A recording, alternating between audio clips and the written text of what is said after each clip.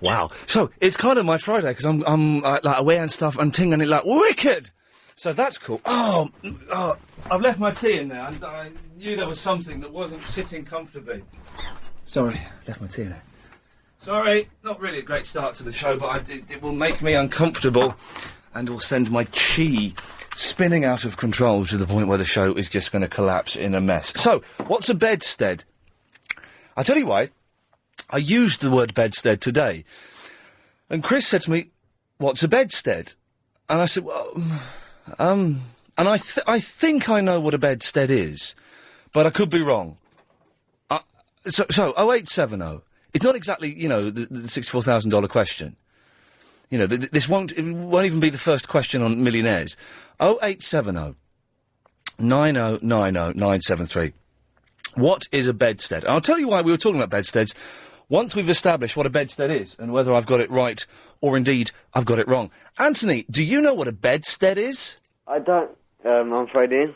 I think it's a good name for a band, and I think I'm going to call my first son Bedstead. Yeah? Bedstead? Bedstead, your dinner's ready! Don't know what it is. Strange name, isn't it, really?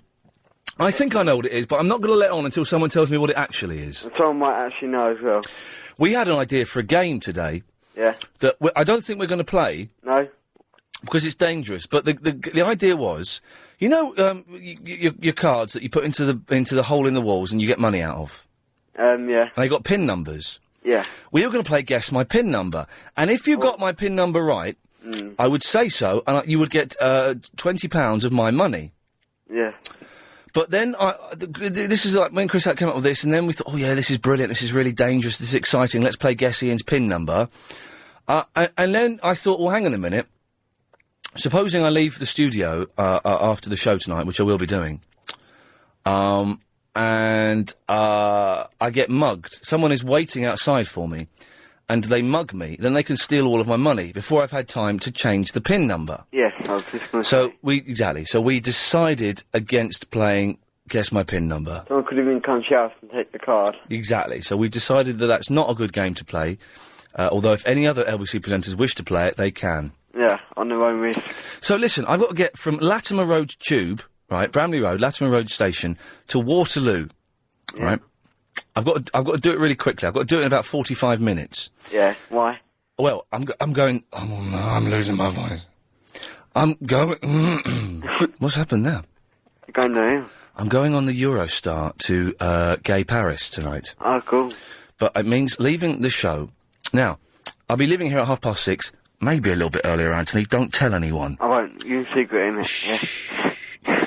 I'll be leaving at 6:30. Now, would it be quicker to get the tube from Latimer Road or get a cab to Waterloo? Now, thing is, here we go. Thing is, cab could get straight there, but very busy. Thursday night, very, very busy. Traffic. So busy you'll get stuck in traffic. You'll not move. Pretty boy. Busy. Trains, good, effective, but they slow down so much and stop sometimes. Pretty boy. So, I need to know what the best route is. Oh. I'm not necessarily asking you, Anthony, I'm just putting it out as a question to them, to that lot, to the other ones that listen. I was saying a train. The tube, you reckon get the tube? Oh, yes. Now, the tube journey should only take about, I've worked it out, roughly, about 35 minutes, but sometimes the tube is slow. So what you should do, Ian, as you don't know to get a taxi or a train... Yeah, get both. Get to people... Get both and see which is quickest. Yeah, split each other in half. Get people to call in, like, do like a kind of vote thing, and the most votes, you get one. Okay. What's the number they should call in to vote? It's 0870 90 973. Genius, Anthony. You're a legend. Do you want to? Should we talk to Lee, Anthony? Yeah, shall we? All right. Hello, Lee. Hi, Lee. Lee. Hello. Hello, Anthony. Lee. Hang on, not you, Anthony. Lee. Hello, Lee. Ian. Anthony. Hey, yeah. Lee. Hold on a sec. What? What's he doing? I'm just parking. Oh, that was. Lee. Ian, rather. Anthony. Yeah, I mean Lee. Sorry. I'm here. Hello. I'm here, Ian. Lee. Yes, how are you? No, I'm Ian Lee. I'm just saying, so we know. I'm good. How are you, Anthony? I'm cool, how are you? Yeah, Lee, you right? I'm alright. Brilliant. What can I do for you? I'm sorry to ring up and whinge about it, but I rang you about these lady drivers not doing too good. When was this? Remind me. The other day. What did you say? Ago. And I'll tell you what, today it's been horrendous. I get a bit of weather, and I tell you what, they're absolutely mental on the roads. It's dangerous. Oh. I mean, they should really still stick to being in the kitchen and making the beds. Oh, and let the men do the driving, but I don't know what's going on. I think girls are good drivers, but they can't navigate, and that's a medical fact. That's not sexism. That's a medical scientific fact that's been proven by science. You know why? It's because of. Go on. Why? Because they've only got half a brain. Oh, that's Lee from Edgware there. Well, the truth hurts. No, it does. Hey, are you bored of this tornado already? I can't believe it. It's unbelievable. What can't you believe? That it's going on so long, or that it's happened? It's happened. It's boring, though, isn't it? Well... It's boring. I know exactly where it has happened, because that's the route I normally come to work, although today I didn't, because I've had a haircut today, Helen. I've genuinely had a haircut. Can you see? Sideburns been trimmed. No, done nothing at the top, and shaved the back of my neck. It's nice. It took 5 minutes, but looks good. Yes, so because of that, Lee, I came to work a different route. But it's boring. It's one tiny stretch of road. Yes, a roof was... Hey, have you seen the shots of the roof that's off? Yeah. So you can see someone's bedroom. Imagine you're in there, right? You're a young gentleman, got the day off work, and it's early in the morning, you're having a lie-in, you're feeling a little bit fruity, so you start, Imagine that not only does the roof get blown off, suddenly there's the skycopter filming you while you're doing whatever it is you're entitled to do in the privacy of your own. But will you get out of here? Go get lost! And they keep showing the same bit of film again and again. But just think if you were on the... Now they've made Francis Wilson a giant! Look! He's the size of... twice the size of a house! Sorry, Lee, you were saying something. Well, just imagine you're on the toilet, you open the door, and then you're in the front room. Yeah. What, Francis Wilson? Funny. Yeah. Well, that does happen to Mrs. Wilson sometimes. Ian? Yes, Anthony? Ask Lee if you had to get a bus or a taxi or train. Taxi or train from Latimer Road to Waterloo, Lee? Oh, it's got to be a taxi, isn't it? But it'd be really busy, though, man. Yeah, but it's better than hassling on the train. Train's faster. I've got to be there quick, chop, chop, chop. No time to mess, innit, lovely boy? Probably walk would it be quicker. Walk, yes. Could be. So, hang on, you were saying that women are rubbish? Well, they just get on my nerves, man. They don't say thank you, and they just don't know how to drive. It's ridiculous. OK, Lee, I'm going to cut you off being sexist. Thanks, Ian. There we go, lovely. What an odd fellow. Yeah. 0870 9090973 if you want. Can you believe that, Anthony? I know, isn't it, Mason? That's amazing. Bit of a storm today, Ian. Was there a storm, was it? Yeah, today. It's cold at the moment, so... I'm bored of this tornado. My computer's guffed up, innit? It's guffed up? It's guffed up. So, I've checked my email. Mm-hmm. Email from Amazon, just literally 20 minutes ago, your Nintendo Wii has been dispatched. It'll arrive tomorrow. Wicked. I'm in another country tomorrow! Ah. Part of me is thinking, well, maybe we could cancel Paris and go maybe we could go next year, because the Nintendo Wii will be at my house. And it's very exciting as well. Yeah, so, I don't know. Anthony, I've got to move on. Anything else before we say goodbye? One little question, Ian. Yeah, but, by the way, I'm not here tomorrow. John Holmes is, and I'm not here Sunday night. Nick Abbott is, I think, on Sunday. On Sunday, yeah? So, no, Nick Abbott is on Sunday. Oh, Monday. Back on Monday. If any listeners have got a computer tower for a spare one... Yep.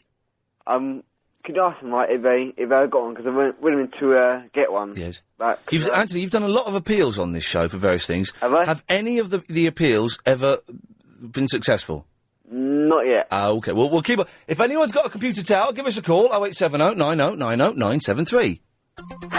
Time now to get to the latest. I believe there's lots of travel news. Amanda warned us before the show. And Amanda... Yes. We have very little material for the show today, so you take as much time as you want. Away you go. Well, bless you. Thank you. Well, I'm going to start off... I got surprised by that and swore, which was threw me. Anna. Hello. Hello, Anna. How you doing, darling? I'm bored by the tornado. Oh, yeah, I'm not talking about the tornado. I'm going to be talking about the bedstead. Bring it on. I am. Well, go on then. Very, very old-fashioned word. I haven't heard that for ages, but I remember when I was a kid, I was going back a few years, a bedstead is just an old-fashioned word for a bed. Your headboard, your footboard was joined together by metal You know, that had the springs in it, and your mattress on top of that? Yeah, so it's the bedstead is the frame of the bed. That's it. Oh, I got it wrong then. Oh, okay, sorry. No, don't apologise. It's me that's an idiot. I thought the bedstead was another word for the headboard, but it means the actual entire bed, does it? Well, it used to be used. I mean, if I remember correctly, that's how they used to say it. When you said bedstead, you meant headboard. But the headboard was the mainstay. It held the bed steady. Do you know what I mean? So hang on a second. You're saying in the old days... So I'm just playing with a stress ball here. It's quite fascinating. Is it fascinating? It is. Can I just say, before you go on there, Ian, I love listening to you. I think you're brilliant. And shall I tell you who you remind me of? Your voice, who it reminds me of? Remember the Likely Lads? Oh, what happened to you? Whatever happened to me? You know, there was a blonde one and there was a dark-haired one. I can't remember their names. God, that's going back a bit. James Boland and Rodney Bewes. Yeah, well, you remind me of the one with the mug on his face, the dark-haired one. Rodney Bewes. Hang on, do I? What? Listening to you. I love it. It's brilliant. Okay. Well, I don't know if that's a compliment or... Oh, it is a compliment. He's actually very handsome. I fancy him. Rodney Bewes was handsome? Are you having a laugh? He was, in a little splodgy, in a really, he's not like your rugged Rock Hudson or your, like, you know, your handsome men of today. No. He was cute, handsome. Yes. I wonder, I thought I had the Likely Lads music somewhere on here. Is this it? Hang on. Oh, the weather outside is frightful. No, that's not it. I thought I had the, Likely Lads... That's Thingy's song, isn't it? Thingy's song? A Christmassy tune. I don't know if any of the other... No, that's not it. I'm going through Clive's folder. The reason I'm doing it is because he went through my folder the other day, so obviously we're allowed to go through each other's private audio folders. Absolutely. And have a little... There's no cameras hanging overhead. There's no cameras over... I'm determined to... More big names coming up. Sophie Davidson. What? I don't know what that was. Yes, whatever you were saying, Anna, thank you. My pleasure, darling. I don't think we quite reached the conclusion, did we? I got distracted. Let me close these folders down. If anyone can play the Likely Lads theme tune down the... Is this it? Hang on a minute. Is this the Likely Lads? Oh, what happened to you? Whatever... Yes, it is. Karen. Hello, Ian. Hello, Karen. Guess what I do for a living? You smuggle drugs from Colombia to here. Oh my God! Have I got it in one? You got it right. Straight away, first go. Fantastic. No, actually, I'm a driver. A driver? A driver. A driver. Like, oh right, okay. Yes, I see. And and that idiot Lee was phoning up. Oh, what a muppet! I don't agree with much of what he said. Well, I agree with the fact that there's some, pretty rotten driving when it's raining. Yes. I drove up the 127 this morning. Yes, there was an accident. Yes. It was a man. A man doing it, yes. And then I went on to the M25. There was another one. It was a man. Yeah. And there was loads on the M25 today, and they were all men. Can you say it was a man again in that silly common voice? It was a man. Excellent, thank you for that. I agree. Women can't read maps. We know that. We've done that before. We're not doing it again. It's a fact. But I can't read maps. No, of course you can't. And don't feel bad about it. I don't. I've got a sat nav. I can't have children growing in my womb. And you can't read maps. Who's the loser? I don't know. But yes, my sat nav, my flipping sat nav. I've got a sat nav, yeah. I've got one, and excellent. Apart from, I was using it last night. Was it last night? What was I doing last... Yeah, I was using it last night, because I had to go to Walthamstow. Yes. It was telling me to turn right at lights when I couldn't turn right. It was telling me to go the wrong way up a one-way street. It got it wrong on several occasions. What can you do? Well, they do tend to do that sometimes. But it does annoy me when people say, they're useless. I ended up in a river. Well... are you blind then? You can't see a river? Interesting email.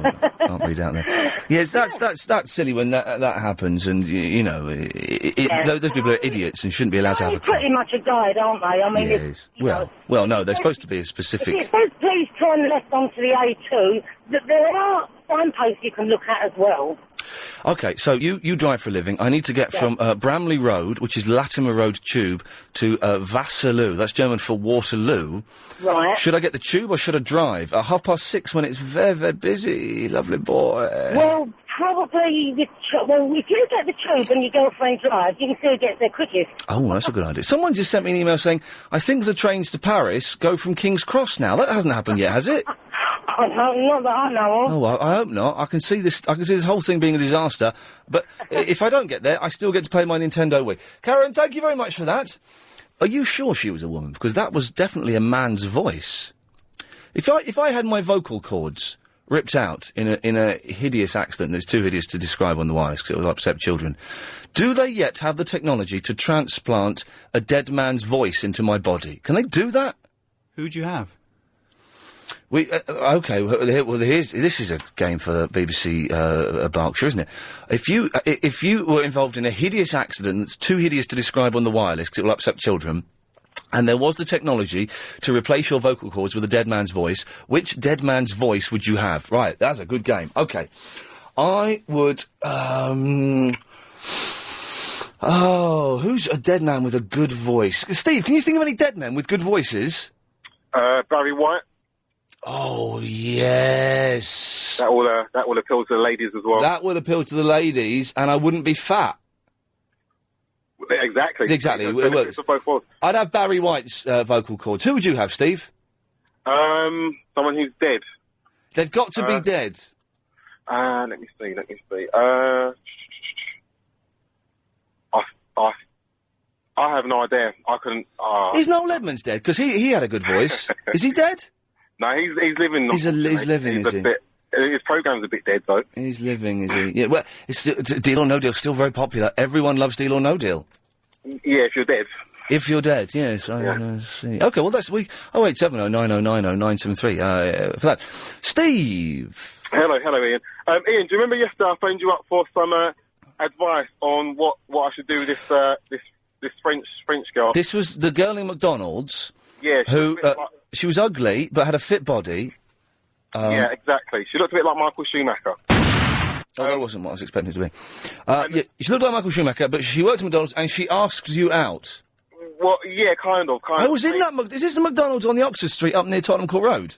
No. McDonald's in... Well, shall I say where it is? No, don't. But I was in... It's near where you live, actually. OK. I don't think we have those near where I live. I was in that McDonald's today using the loo. It's a good one to sneak in and use the loo if you need to. It is, actually. Anyways, yes. So what happened? Right, so anyway, I went in there today. I followed your advice. I checked out her stars as well as checking out her melon. Yeah. And she had 4 stars, so I thought, OK, that's quite a good rating. Powerful. Exactly. She's quite considered quite well at McDonald's, so I thought, let's go for it. So I went back a bit later. So I spoke to her. I told her that I'm going to come back in a bit later. But I found out what time she was going to be on lunch. Went back in on lunchtime, spent an hour with her, but before I went back in... In McDonald's? Yeah. Jeez. So, but I followed your advice. I did actually buy a helmet for her, because you said that's what I should do. Right, yeah. But also, I took the liberty to buying her some racing gloves and a racing suit to go with the helmet. Sexy. Those racing suits are sexy. Well, exactly, this is it. So I thought that would be fitting. So, bought her a Happy Meal. Oh, God's sake. And that was pretty much it. The conversation was non-existent. I don't know if it was because I couldn't understand what she was saying. Probably was, but I think, to be honest with you, I think the Michael Schumacher thing got in the way of it all. Yes, the Michael Schumacher thing gets in the way. Well, Steve, I think you should stick with her. It's probably the best you're ever going to do. So stick with that.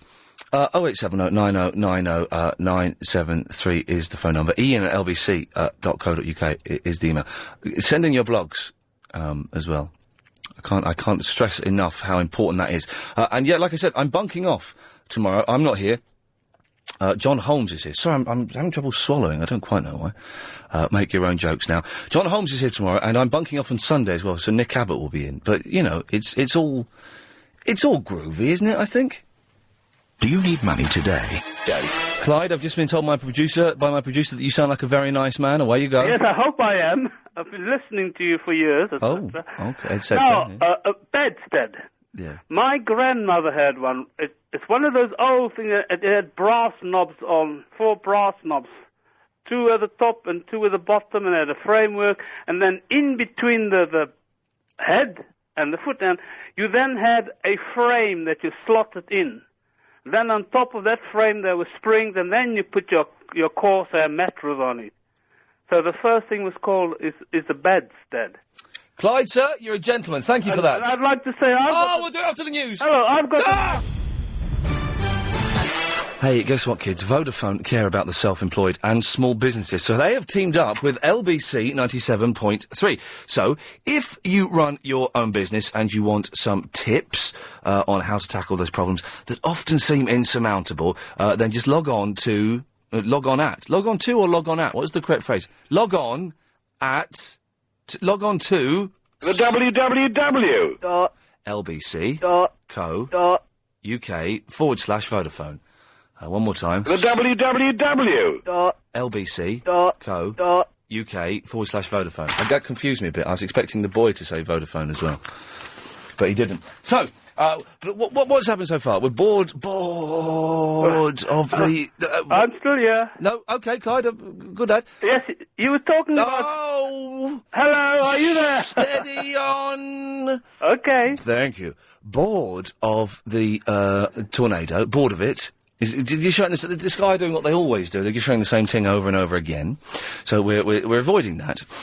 We're talking about bedsteads. And if you lost your vocal cords in a horrific accident that's too horrible to describe on the radio because it upset kids, and they had the technology to transfer someone else's voice, which dead man's voice would you have? 0870 9090 973. Clyde, which dead man's voice would you have? Well, I've got a nice voice, and hope that when I die, someone will have my vocal cords. Well, have you got a vocal donor card?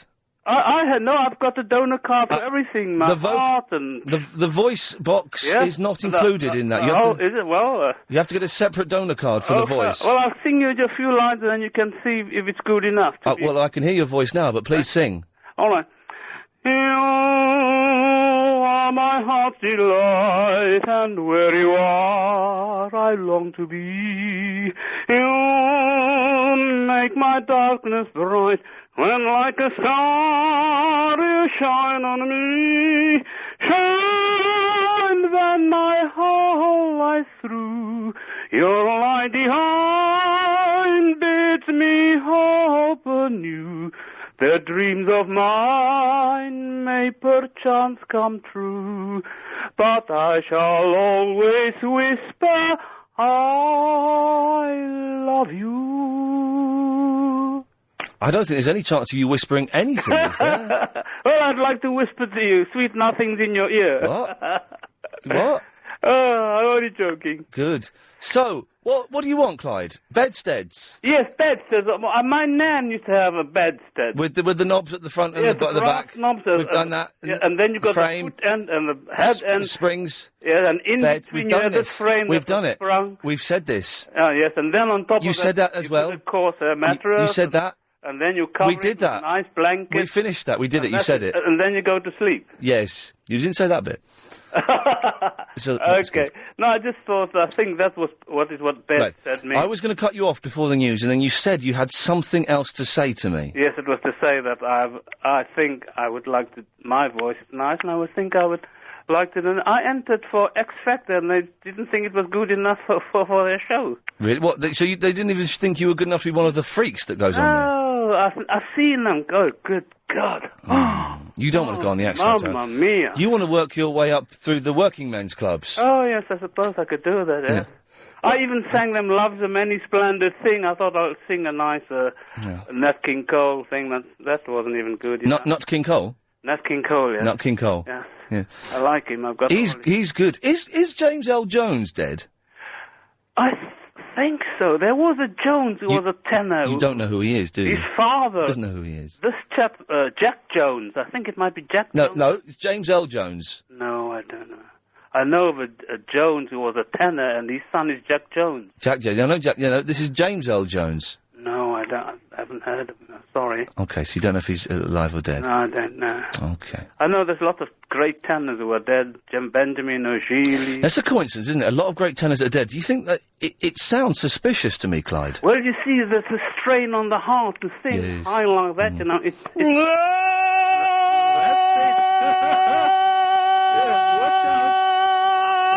That's good. You see, in the strain on the heart. My heart is going. It's going. Oh, my left arm is pins and needles. Yeah, I saw an opera with Jussi Björling. Jussi Björling? Yes, and he had a heart attack. And they injected him, and he came on stage again, and he finished the opera. So hang on, you saw Lucy Ewing doing an opera. Yeah. Then she had a heart attack, and then she came back on stage and finished it. No, it was a man, the Swedish tenor, Björsi. Oh, Jussi Ewing. Jussi Björling. Jussi Björling. Yes, I think he was in Aida. Yes. And he had a heart attack, and he came back. Yeah, and they took him off stage. And you don't get it nowadays. If someone's got a cold, they won't even turn up. They won't go. Won't even go. Like Pavarotti always wore. They wear the big scarf. The scarf and eat the pasta. Eat the scarf and eat lot of spaghetti. Yes. Well, Clyde, it's been lovely talking to you. Yes, I enjoyed talking to you as well. You will call again, won't you? I will. I shall do so. Yes. God bless you. I shall be your entertainer. Every time I ring, I'll sing for you. Oh, well, yes. It's Ali, everybody. Hello? Hello, Ali. Can you hear me? Yes, that's why I'm talking to you. Oh, you are a master at handling these foolish people and making them look so great on the radio. Do you know that? Clyde was fantastic, wasn't he? You're the master, but James Earl Jones, he was the voice of Darth Vader in Lion King, wasn't he? Yes, is he dead? That's a good... I don't think he Someone's is. just sent me an email. email. We would have known about if he was dead anyway. Someone has just sent me an email saying, a dead man's voice. I would love to have Ken Livingstone's voice, but as he is not dead, can I opt for James L. Jones instead? And I didn't know that he was dead. I don't think he is dead. I don't think he's dead. You would know if he was dead, but he had such a powerful You'd voice. feel it in the force, wouldn't you? Listen, the reason I rang is I bunked off work today. Oh, I feel you're really bad about good it. lad. I get £200 a day, or £250 a day, and I'm so good at my job, and I feel so guilty. I mean, have you ever done it? Bunked off? Yeah, a couple of weeks. 2 weeks ago on a Monday, wasn't it? No, I was sick then. Chris, what was wrong with me that 2 weeks ago when I wasn't in? What was wrong with me? You had a sore throat, they said, or something. You hadn't completed level 2 on Call of Duty. Shut up, mate. But you get away with it. No, well, listen, I was ill then. Yes, I have bunked off, but when I have bunked off, not from this job, by the way. But do you stay at home, or do you go driving around and doing your bits and pieces like I've done today? Hope you not get caught. I stay at home, but I feel guilty. Same as you. I feel guilty, and it's a wasted day, and I don't really achieve very much. When you bunk off, you've got to do something. Otherwise, you stay at home, you think, you should have been at work, eh? But what are you doing then? Well, I've got 3 kids, and in the morning I took the little one to the doctor. Then I went to Toys R Us to get some presents for some kids I didn't want to buy them for. And now I'm going to pick up my little boy. Then I'll take him to another doctor. Then I've got to wait to get my wife to get her nails done, and then that's it gone. Do you know what I mean? Yeah, it goes so quickly. And you could do that £250 as well, with it being Christmas and all. Well, you're right. But next week I'm going to Pakistan. Do you want me to bring you back a veil? Whereabouts are you going? Karachi? Lahore. Place to go. No, Karachi's better than Lahore, man. You know it is. Have you been there, though? I spent 2.5 months in Karachi, and I spent 2 weeks in Lahore. But you didn't get shot in Karachi? No, I didn't get shot. This was about, how long ago was this? This was like 9 years ago. Funny enough, I bumped into someone the other week that I worked with out there. And this was nine years ago. And I've been kind of thinking of possibly going back. But yeah. I think it's probably a little bit too dodgy bodsky to go back now, isn't it? Can I ask you a question? Please do. How is it that a lot of Asian men yes. and women, they phone your channel and they don't phone people, other presenters down? What is it that you've got? Because none of the other presenters here can sing in Urdu. Ah. Would you like a snatch? Go on then, boy. Pardesi, janana hai, mujhe chore ke. I've got to go and collect my boy. Love you and I leave you. Right, I've scared him away with my singing. That normally gets everyone going. Pulls them in, sucks them in. It's a sucker punch to the gut. They collapse. They can't get up with that. But it scared Ali. It's a good name, Ali. I'm going to call my second son Ali. First son, Bedstead. Second son, Ali. Third son? What? Third son? So what's the name? Okay, well, there's a competition. What's the name for my third son? Habiba, what shall I call my third son? I like the name Isa. Yeah, that's not happening. Okay, second question. 6:30 tonight-ish. Yeah. Need to get to Waterloo. Do I get the tube? Easy. Listen, hold on. Are you meeting Miss X at Waterloo? Yeah. Well, you definitely can't keep her waiting.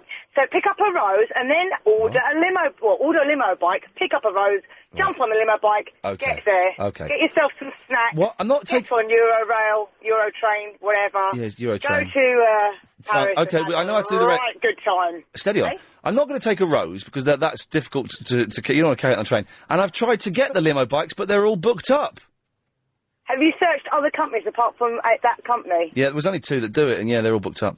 Oh, hey, have you read a book? Have you used your name and the fact that you're on a radio show and it's very, Oh no, very they know who I am because I've used them before. But no. Hey, have you read a book called Modern Toss? No. I say read it. It's like, have you seen? You might like this, Helen. It's like cartoons, but they're filthy, absolutely filthy. Let's turn ahead. What? Sorry. What?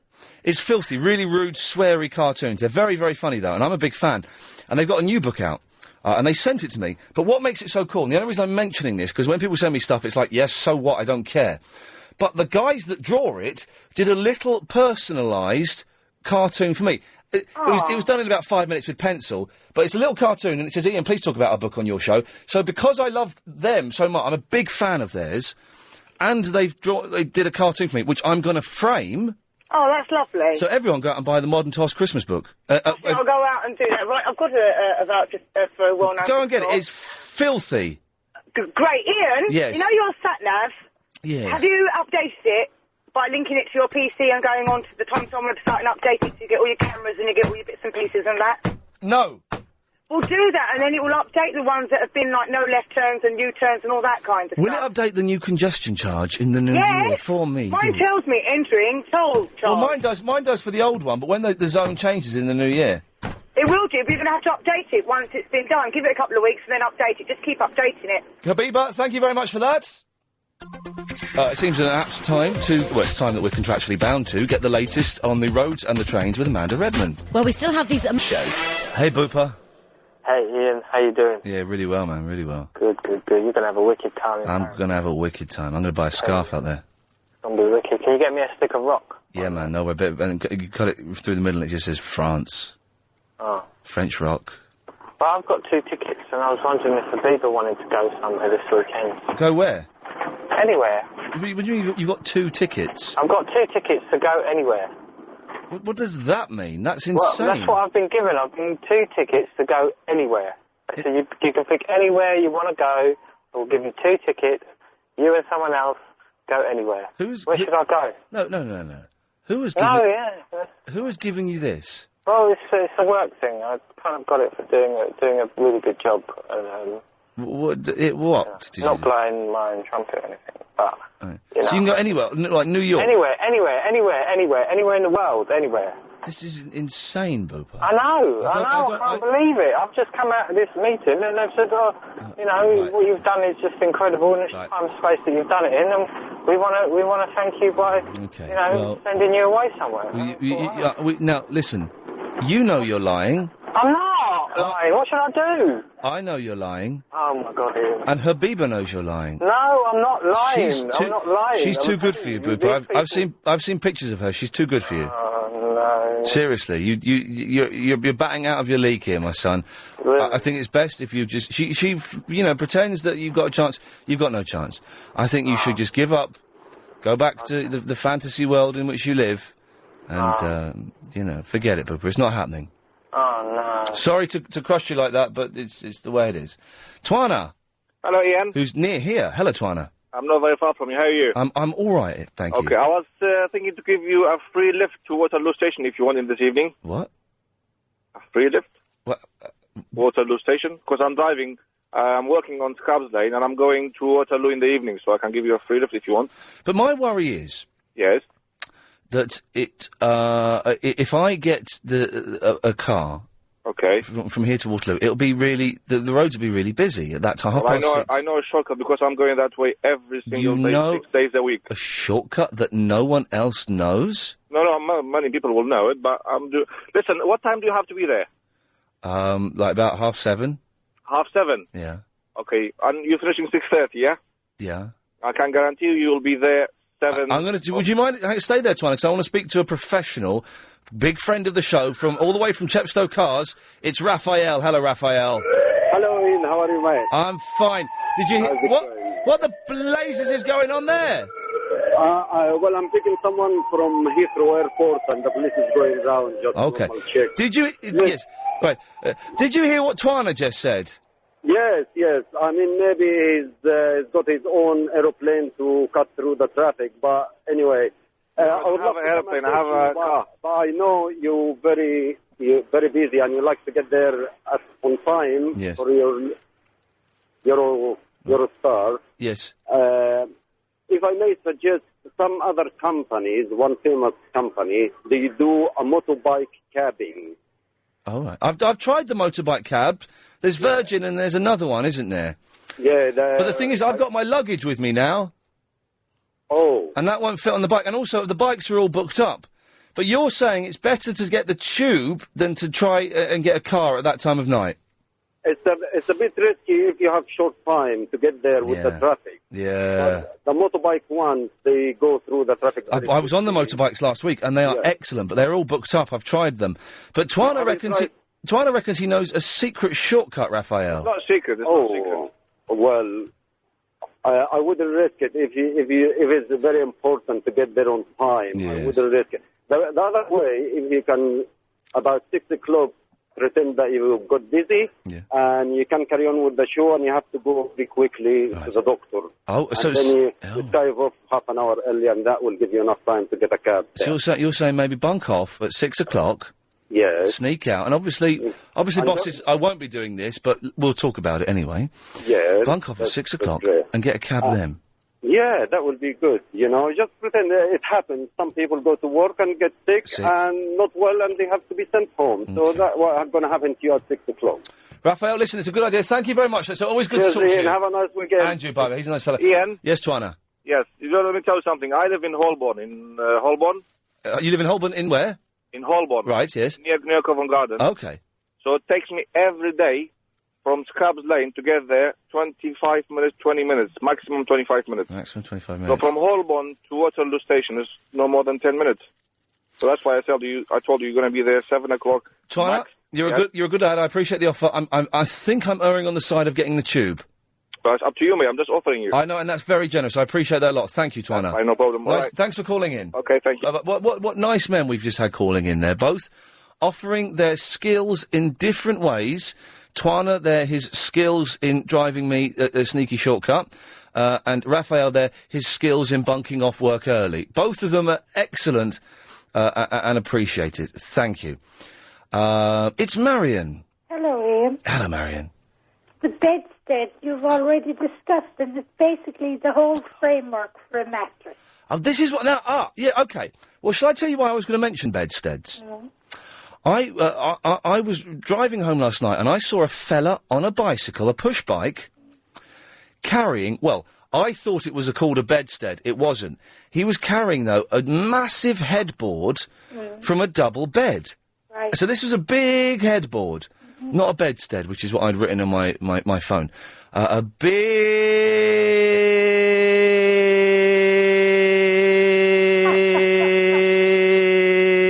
headboard. Really big headboard. Right. On a bicycle. And I thought, how the hell can you keep your balance on a bicycle? How can that be safe? How is that not dangerous to other people carrying a really, really big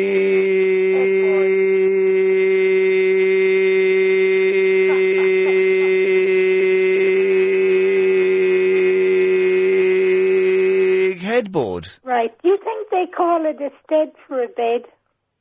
I thought that was quite good. Right, so you're going back to the bedsteads and ignoring what I've just said? Yes, because... Excellent. Christmas. Asking you if you, it's a very long, complicated question, but if you lost your vocal cords in a horrific accident that's too horrible to broadcast on the radio because it'll upset kids, and they had the technology to put a dead man's voice in your body, which dead man's voice would you have? 0870 9090 973. Susie, which dead man's voice would you have? I think I would have... Oh, I don't know, really. I can't think of anybody to put beside like. No, I'd stick with my own. But you can't. Your vocal cords have been ripped out in a horrific accident. Well, in that case, I think everybody would be pleased I'd shut up for a while. Well, yeah, there is that, I suppose. But the bedstead thing, I've just looked at it. Will you accept final, and let's knock this one on the head, the Oxford Concise Dictionaries version? Dictionaries. Okay, look, framework of bed. How boring's that?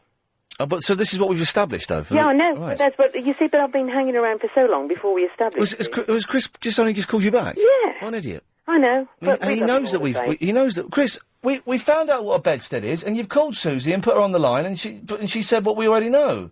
What was it? Framework of the bed. Framework of the bed? Oh. Anyway. Just give him a tablet and tell him to lie down. Oh, well. The reason I was saying it was because I saw a fellow on a bicycle last night. I heard that. Yes. Yes, but that would only have been the headboard. If you had the framework... No, it wasn't okay, I got the word wrong. It's not the bedstead, it was the headboard. For God's sakes, I made a mistake. I'm human. When you cut me, do I not bleed? Oh, I hope so. What? Is that a threat? That makes you human. I feel threatened. That can't be safe, can it? Riding on a bicycle. I think he's on a loser, that one. But then, have you ever looked at some of these places in, like, Vietnam and Taiwan? They all ride around on push bikes with their whole family and 3 or 4 people on a bike and all their own the goods. I saw some pictures and they were unbelievable. Hey man, I've been to. Hey man, I've been to. No, not man. No man, lovely no, woman. I've got a deep voice, but yes. They're in China. Yes, they have like 25 kids strapped to the back of their push bikes, and they're shopping, and a bedstead, not a headboard, a bedstead, and chickens. And chickens. Yes. Yes, those crazy Chinese. Absolutely. When will they ever learn, eh? I know. Anyway, I'm actually lying in my bed now because I've got the flu bug and I'm feeling horrible. But it's great fun listening to you. Susie, thank you very much. Thanks, hon. Bye-bye. 0870 90 90 973. Iain at lbc.co.uk. Just get your blogs in as well. I'll explain it. Well, I'll explain it very quickly. If you want to write a blog for the show, it gets put on the LBC website every day. I'm supposed to write it, but I've run out of words to type. Just run out of words to type. So if you want to write a blog for the show, you can send them in now if you want. It doesn't have to be that accurate. Email it to iain at lbc.co.uk, IAIN at lbc.co.uk. The best one will go on the LBC website. It'll be on there by 7 o'clock. Eddie is in, wow, this is very specific, North Enfield. Good afternoon, young Ian. Oh, hang on one second, Eddie. Twana, what do you want? I just wanted to let you know, if you change your mind, let me know, eh? I'm still here. You're a good lad, thank you. Eddie. Good afternoon, Ian. Yes, he's a nice fellow. Finest voice ever known, Richard Burton. Oh, yes. So if you lost your voice in a horrific accident that's too horrible to describe on the radio, if you're making kids cry, and they had technology to put a dead man's voice in your body, Richard Burton. I would sell my soul to have a voice like that. Blimey. OK, well, that's added an extra ingredient into the quotient. OK, Eddie, thank you very much for that. You're welcome. There we go, you see. 0870.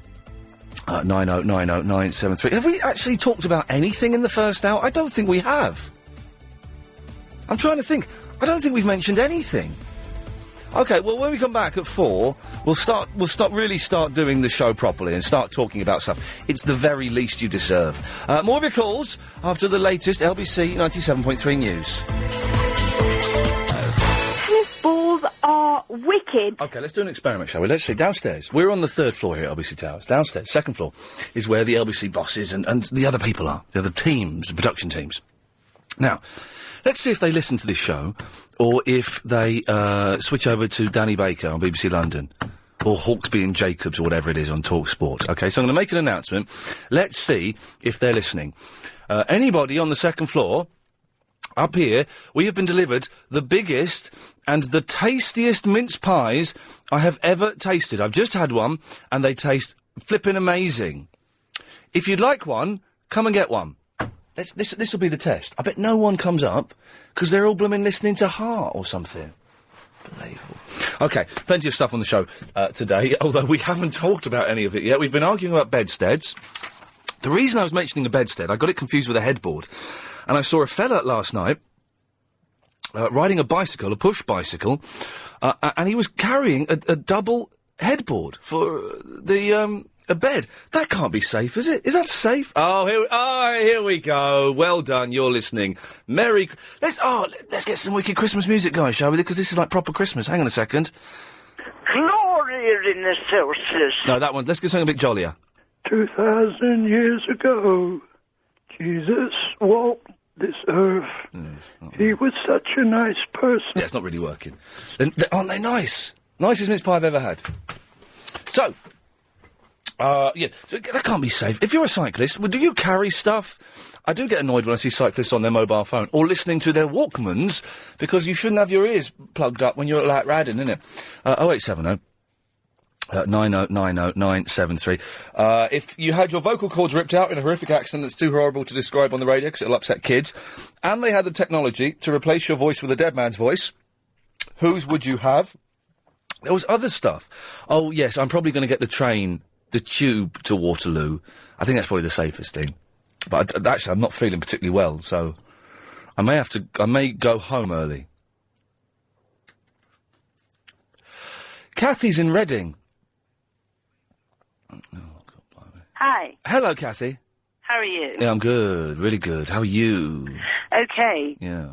Okay. Listen, in answer to your James L. Jones question, he is very much alive. Excellent. Very much alive. Excellent. Someone said he was dead, and that kind of stuff starts rumours, and then suddenly his wife is getting phone calls, and it's bad. No. We not too long ago watched a reunion of some of the Star Wars actors and actresses, and he was there. Really? He was on one of these Sky programs, so... And I tend to try and keep up with the gossip, and I don't think he's died yet. You keep up with the gossip of Star Wars? Just stars in general. Really? Who's your favourite star? Oh, I'm quite old-fashioned. I'm an American, so I was brought up with Doris Day, Rock Hudson. You're an American, but you've managed to pretty much, apart from the odd consonant, you've lost your accent. Yes, living in this country too long. Well, no, well done. You've done a good thing, because Americans tend not to lose their accents. I was 17 when I arrived, so still pretty young. Okay. And how old are you? Are you an old woman now? No, 36. Well, it's getting on a bit. Oh, thanks. It's getting on a little bit, isn't it?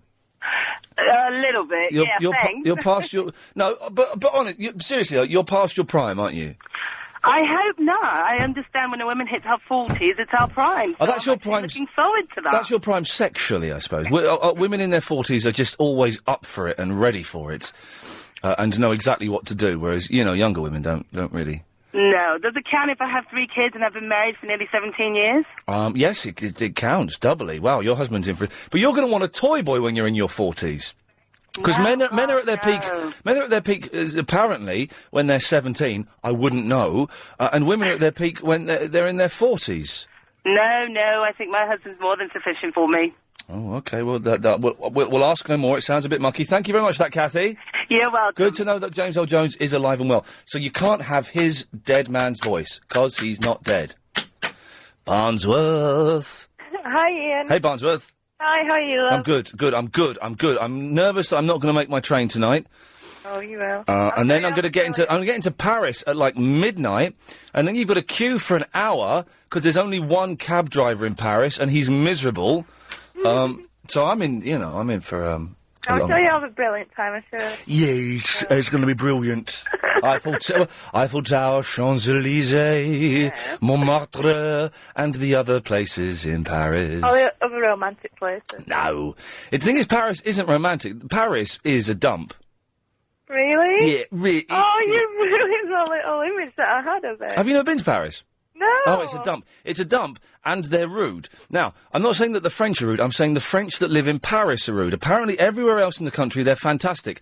But in Paris, they're really, really rude. And it's just a bit grotty there, Oh. But, I'm looking forward to it, don't get me wrong. I'm looking forward to it a lot, but it's just a bit of a dive. But, A bit of something for you to do, yeah. What does that mean? Nothing. Anyway, Barnsworth. Anyway, the Modern Toss book that you were on about. Oh, yes. I didn't realise it was a book because Channel 4 show it, and it is so... When did they start showing it? I knew they were making a series out of it. Have they been showing it now?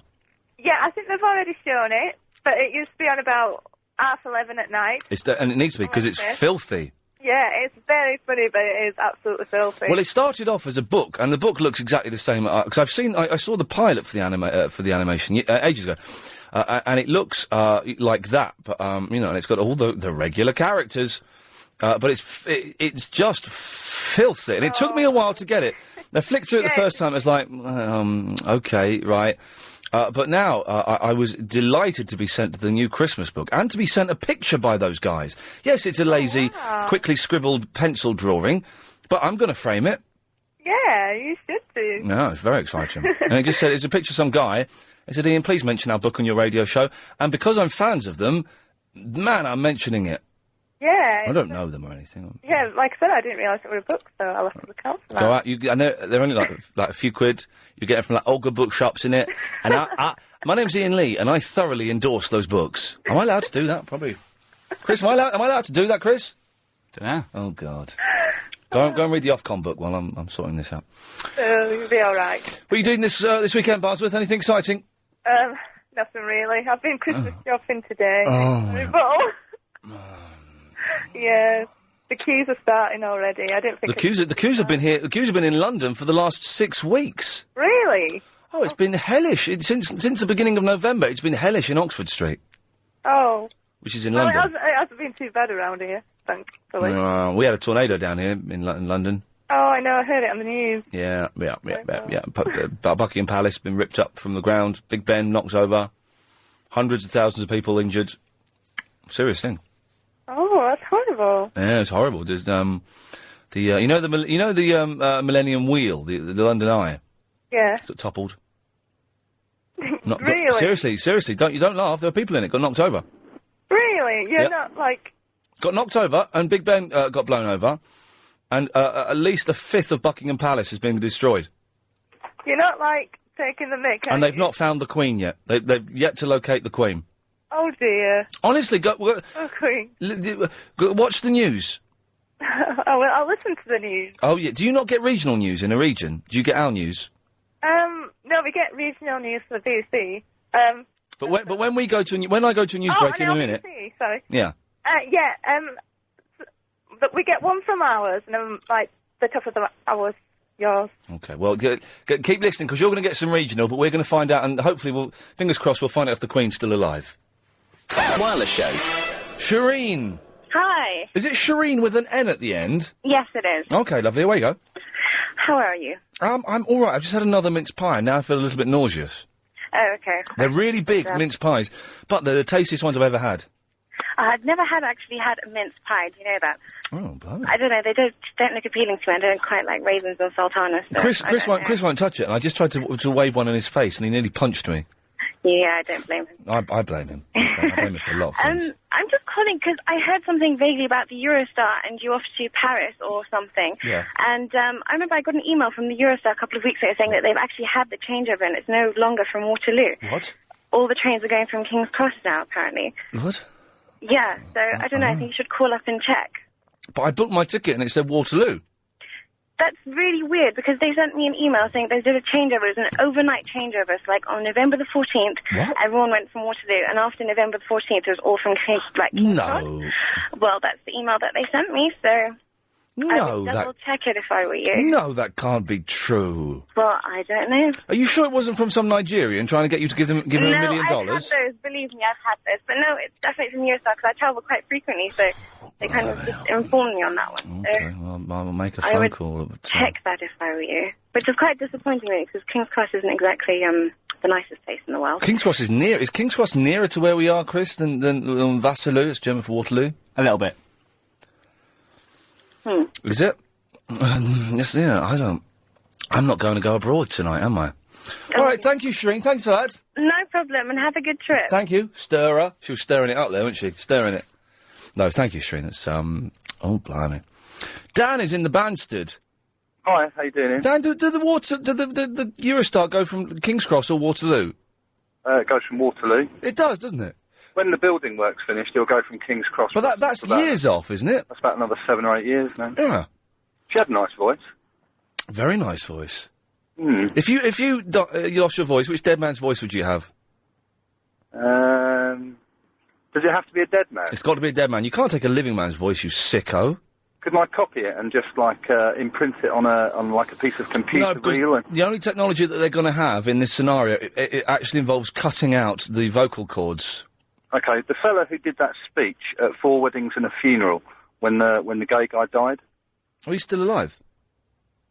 No, but if he died in this scenario, that's the voice I would have. Oh, well, that doesn't work, though. It's got to be a dead man now. Right. In that case, I'd have Kennedy. Oh, yes, that'd be good. Would Bobby or John? JF. John Kennedy. Oh, yeah, that'd be good. That'd be nice. I don't know what he sounds like, actually. I can't remember his voice. I know the ladies liked him, though. Yeah, the ladies did like him. Nice bit of Kennedy. Anyway, Dan, was there a reason you called him? Well, yeah, but it doesn't really seem relevant now. You were talking about bedsteads, and I kind of wanted to talk about mattresses, but that was about an hour ago. Oh, no, go on, it's fine. Right. You know mattresses are quite expensive items. Yeah, they are. Really expensive. A good one. Right, so what would you do if you got one dirty? What do you do? They can't be cleaned. How dirty have you got it? A friend of mine recently went to a Christmas party. Yeah. And unfortunately, during the night, had an accident. Oh, that happens. Right. And he rang me up for advice, and I couldn't think of anything to say apart from take it to the dump. Was it a wee-wee accident? I believe it's known as a Grand Slam. I think I know what that means. Yeah. In that case, you have to get rid of it. If it's just a wee-wee, it's fine. You can just dry it off and it'll be fine, you know. Right. No, this was a Grand Slam. Okay, don't say that again. In that case, you have to dump it. Well, unfortunate choice of words, but yes. But if he hadn't have done that, how do you clean a mattress? You can't do it. Well, you take it off the bed, you stand it up to dry, give it a bit of a scrub, let it dry off, it'll be fine. Oh, you've obviously been there then, Ian. Yes. The next point was... Yes. You don't really come to South London much, do you? Not very often, no. Have you ever been to Brixton? Yeah, I've been to Brixton, yes. Have you ever been to Brixton Hill? I don't, why is this, Dan? What is this? Come on, get to the point. Well, there's a bloke. I've been driving from Surrey through Brixton to North London for about the last 6 years. Yes. And when I'm on earlies, when I go home, there's always a bloke at the top of Brixton Hill begging for a quid. Right. Because with the quid, when you've given it to him, he goes across the road and buys a can of super strength lager. Good lad. And drinks it, and then goes back and begs another Begs for another one, yeah. And does it all day long. And I just wondered how long he's been doing it for, and if I did that for about a year, I suspect I would die. But he's been doing it for years and years and years. Well, he's hardcore and you're a lightweight, Dan. That's the simple difference between the two of you. Dan has left me speechless. Very rarely does that happen. I'm left dumbfounded and speechless, but that's what happened there. So, can someone phone up and confirm? I didn't want it to turn into this, but to get to Paris, I go from Waterloo. Of course, that's what it says on the ticket. They can't... that's how I booked it.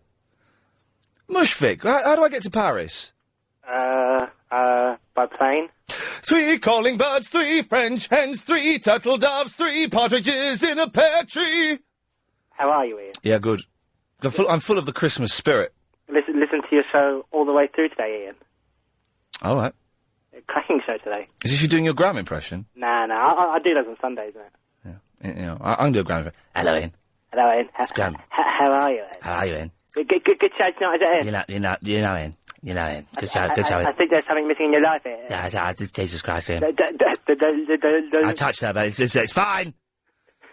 Yes. Your face, Ian. Yes. Static and improper. All right, steady on. It's a good voice to do, isn't it? It's a fun voice to do. Although he's an irritating, dirty old man, and I don't really like him at all. But why, Ian?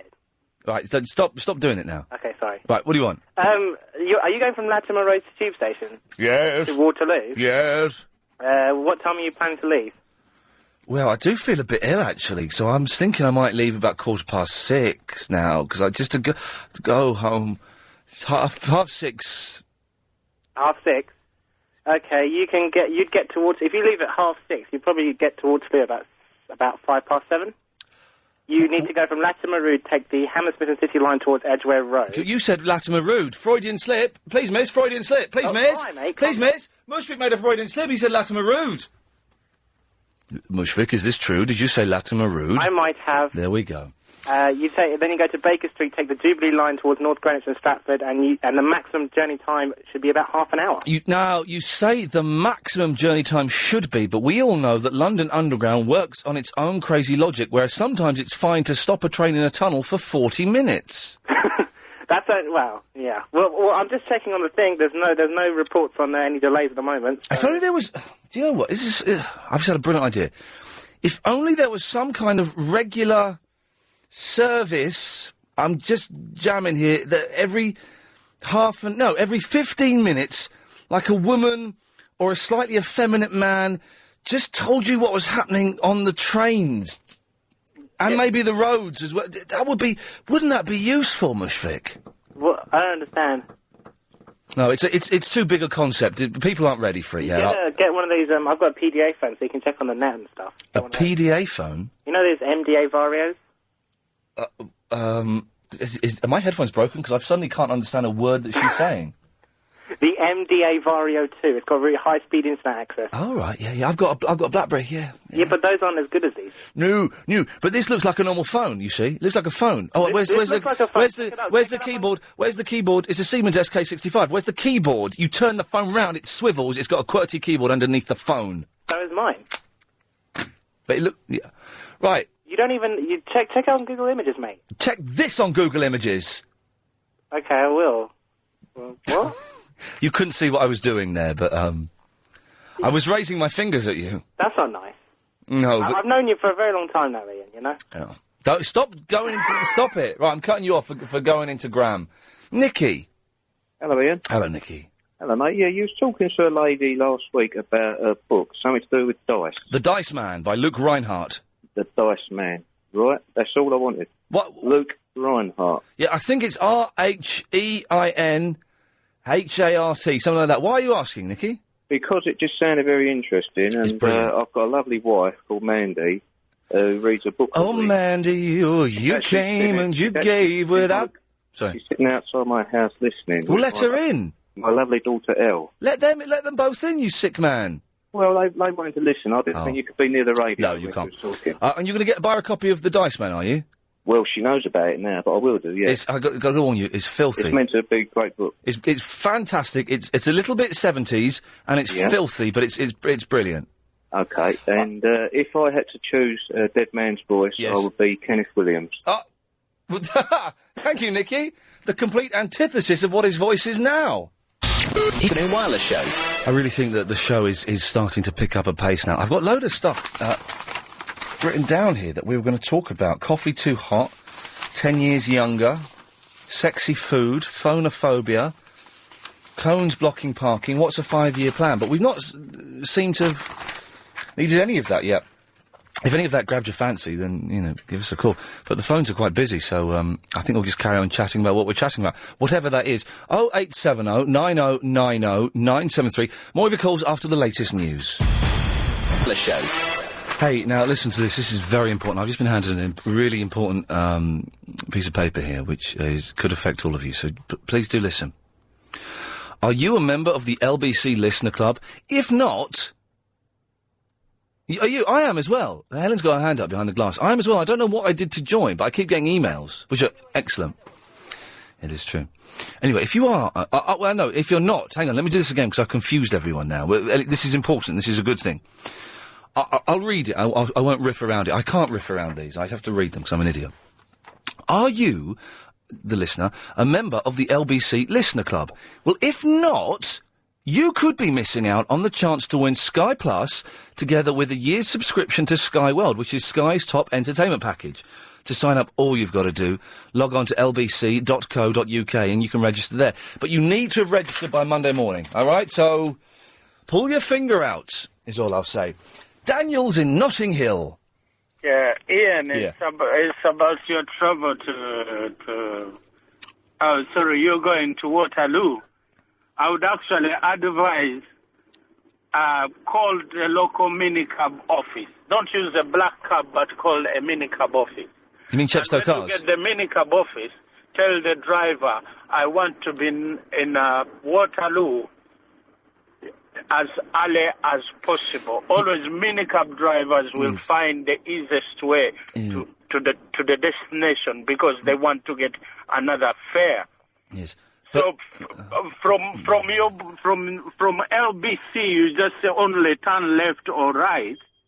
You shoot up to Notting Hill, Bayswater. Yes, but then that road gets really busy along there. No, however much it is busy, Ian, you won't be late. It won't take you more than 45 minutes. 45 minutes. But just saying to the minicab driver, get me there as quickly as you can. As you can. As you can. Yeah. You just As tell you him- can. Yeah, as fast as you can. As you can. Yeah. So as you can, but just saying as you can won't be able to make him defy the laws of physics and the laws of really busy trafficy roads. No.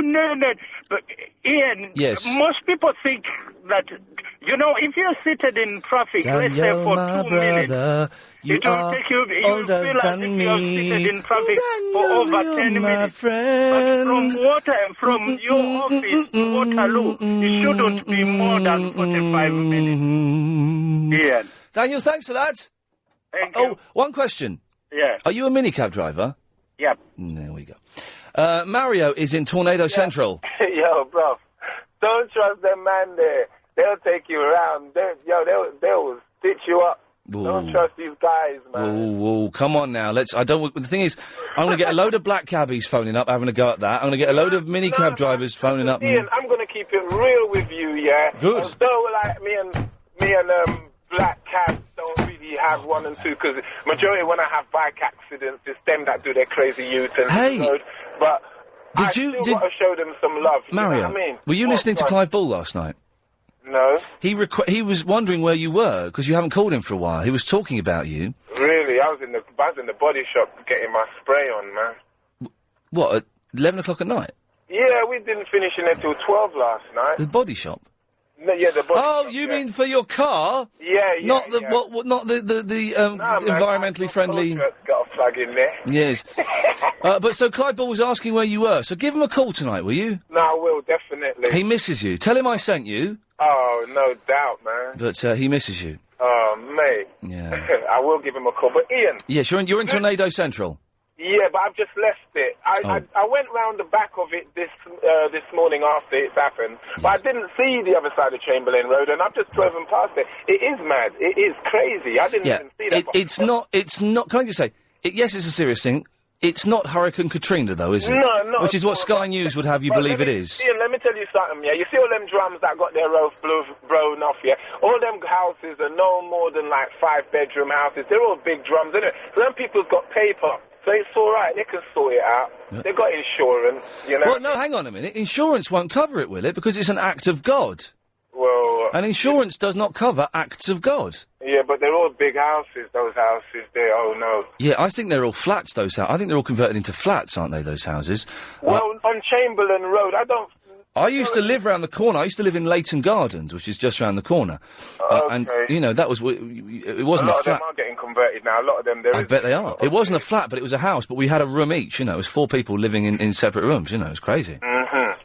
But it's a bit boring, though, isn't it, Tornado? No, it is boring. I mean, they did hype it up a bit. They did overhype it up. But then, obviously, people are coming home from work now and finding out they got no roofs on their houses. How would you feel? They got no what? No roof on their house. He said hooves. He said hooves. You said... Miss, Mario did a Freudian slip. He said hooves. Roof. You said hooves. Roofs is my explanation. I'm sorry. Okay, well, there you go.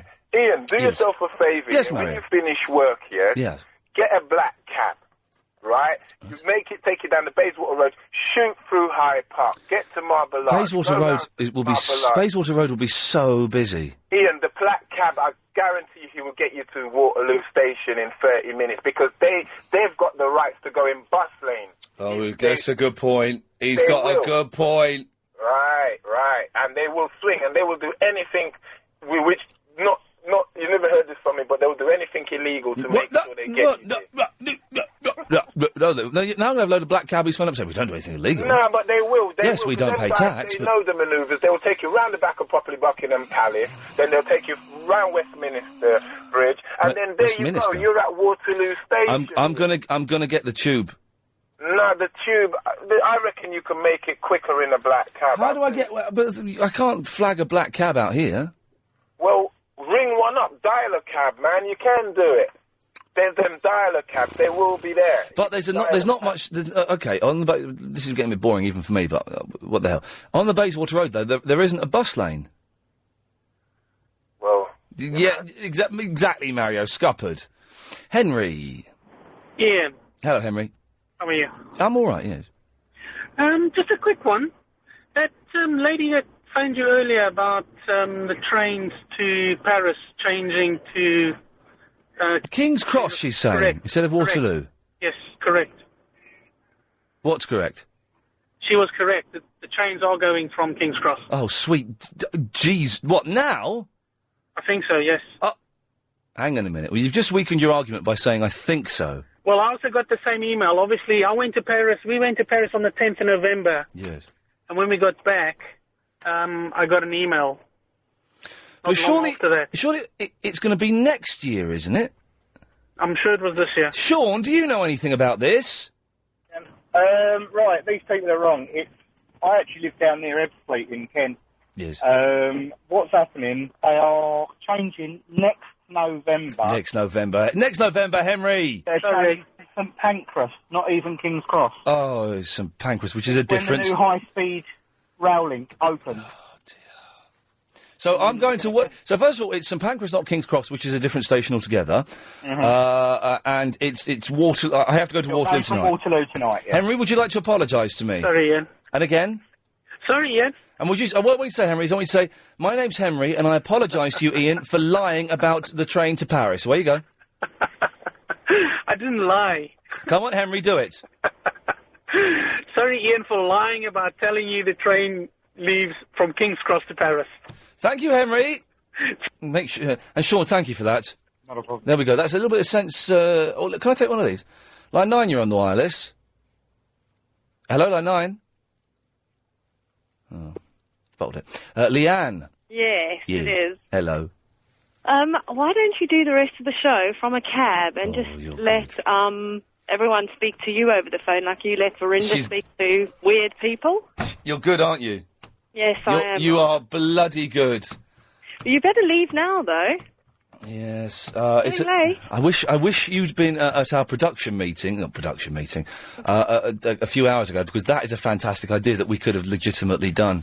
Well, exactly. But you've still got time. Still got time. I've got to book a... Yeah, they won't even know. No, they won't know. And if they do know, just say it's a stunt that we did for publicity. We've got publicity for the station doing the show from exactly. Cab. It's publicity. Exactly. You speak to them like you were there. Chris, can I do that? Can I get a cab and do the show from the back of a cab, like Chris Evans would? Go on, you know you can. I don't know. Read the Ofcom. Have you got the Ofcom book there? Yeah. Have a look in there and see what it says. So we can do that. Leanne, you're a genius. People are looking at me a bit odd. I'm standing in the middle of John Lewis, so... Oh, okay, well... You better go now. I'll let you get back then. Okay, bye. I was in the Daily Express yesterday in the spotted column, hugging a male friend. It's the gayest description ever. Comic Ian Lee seen embracing a male friend in the homeware section of John Lewis. Now, I don't remember doing this, but, it's possible, isn't it? The changeover did. Yo, yo, yo, yo, yo! Nice one! Woo! Home of the hit. Oh, I pressed the button there. Lucky you didn't hear what it's home of. Alex is dans le Paris avec le Françoise, where I'm going later on today. Yes, Ian. Yes, Alex. You have to go to the Waterloo because that is the right place for the departure. And how do you know this? You're a French. Because I was in London last week and I arrived in Waterloo and I leave from Waterloo. Why did you not call us up? Well, because you didn't want to take my invitation for the 22-minute drink. We don't do that anymore. Don't take it personally. We finished that ages ago. But in any case, I was not. I was in the Wimbledon. Well, you can still call us up. I was there on the Saturday and the Sunday. Well, we do a show on the Sunday. The Sunday, yes, but I was not available this Sunday evening. Why? What were you doing? I was at a little dinner for a birthday. Do you want a mince pie? A mince pie? I like the mince pie very much. Now, for the takeaway dessert, it will be ready tomorrow. Okay. Tomorrow, and Alan Ducasse is recreating a dessert first made by his great-grandfather for the two British pilots that flew non-stop across the Atlantic in 1919, but I don't remember their name. No. But I can see the dessert. You once you see it, you don't forget what it looks like. And what does it taste of? It's a little bit. It's a cake with ice cream. But I'm trying to think of the name of those two pilots, but I can't.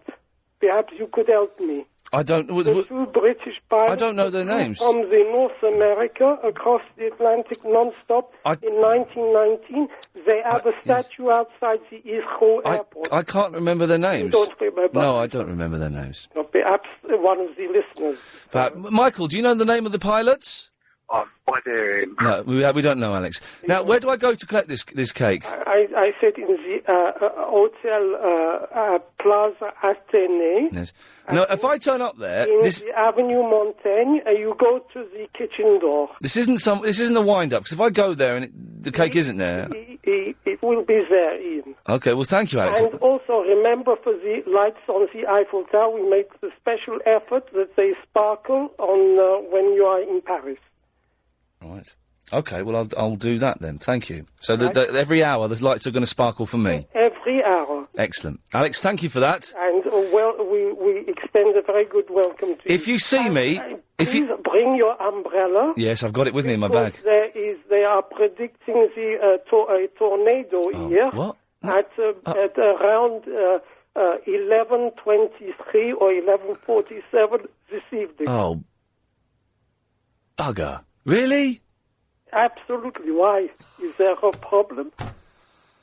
No, we've just had a tornado here. Better than the one you're going to have and bigger. But yeah, we've just had a tornado here and it's... It must be coming this way. Yeah, but it would have got really small by the time it's got to Paris. 'Cause it's bigger and better here. That's why I say bring the umbrella. Okay, Alex, I will do. Thank you. Have a nice weekend, Ian. Merci.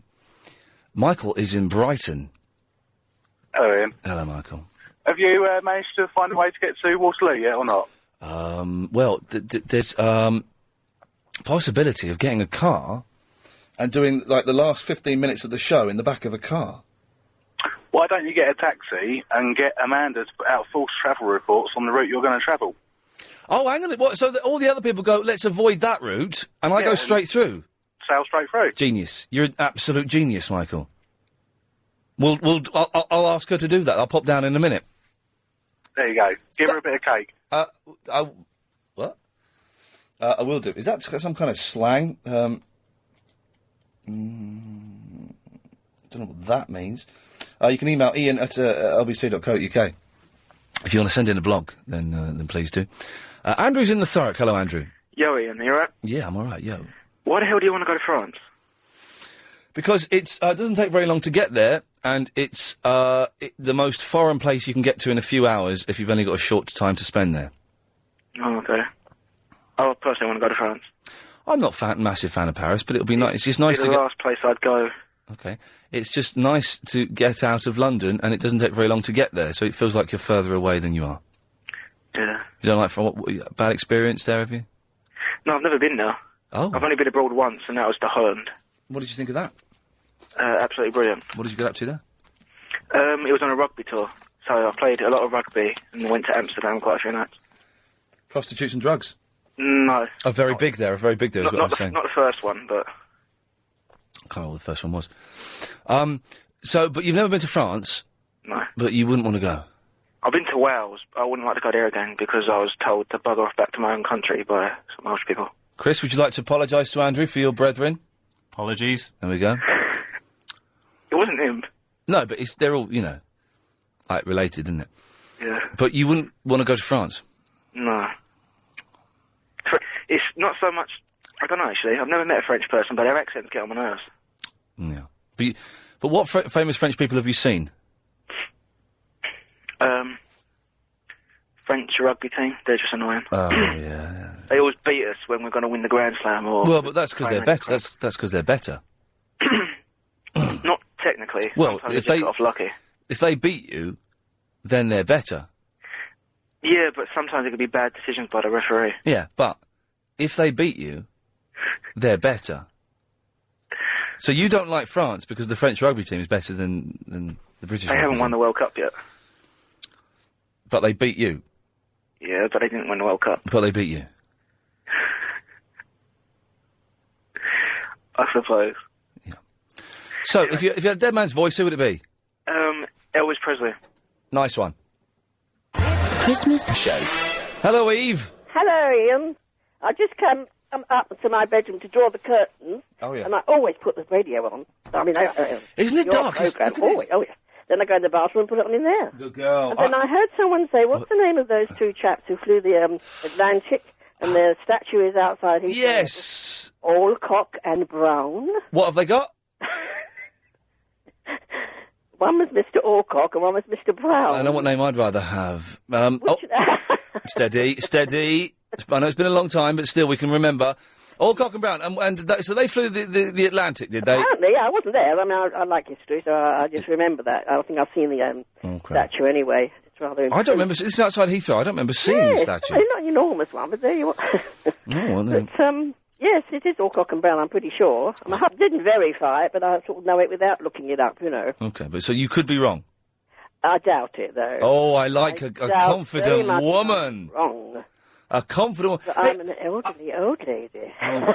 I could immediately. I could tell from your voice. You could tell by my gruff voice. Yes, but your gruff old voice. Cold on top of it, though. Oh, it gets even Not worse. as bad as this normally. Hey, it's so. I'm just looking out the window because you said about drawing. I'm just looking out the window because you said about drawing the curtains. Oh, well, I know. I just did it because it's dark. Well, it is really dark. I can't believe it's 5 to 5, and it looks like midnight out there. It gets dark about 4:30 now, doesn't it? Well, I don't know because where I sit, there's a window behind me.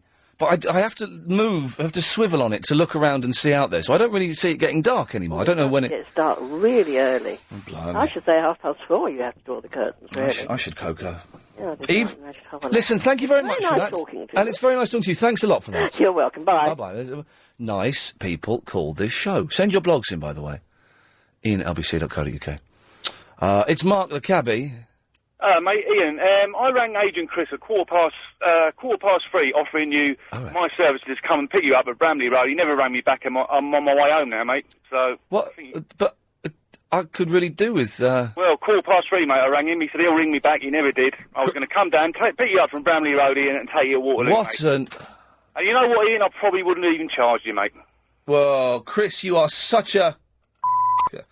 But Ian, are you taking a young lady there? Are you? Well. So you wouldn't have charged me. You say you probably wouldn't have charged me. That means you would have charged me. Well, I probably would, and I expected a big tip as well. To be honest. No tip from. Are you going with a young lady? Are you in? Well, listen, Mark. Thanks for calling. Yeah. Why did you not put him through, Chris? I forgot. What do you mean you forgot? People offering free lifts. He would have charged a fortune, actually, though. Yes, line 3. You're on the wireless. People offering free. Hello. He would have charged a fortune, actually. Hello. Yes, line 3, you're on the wireless. Hello? Hello? Yes, you. Yes, hello? Hello, you. Oh, hello, you? Yes.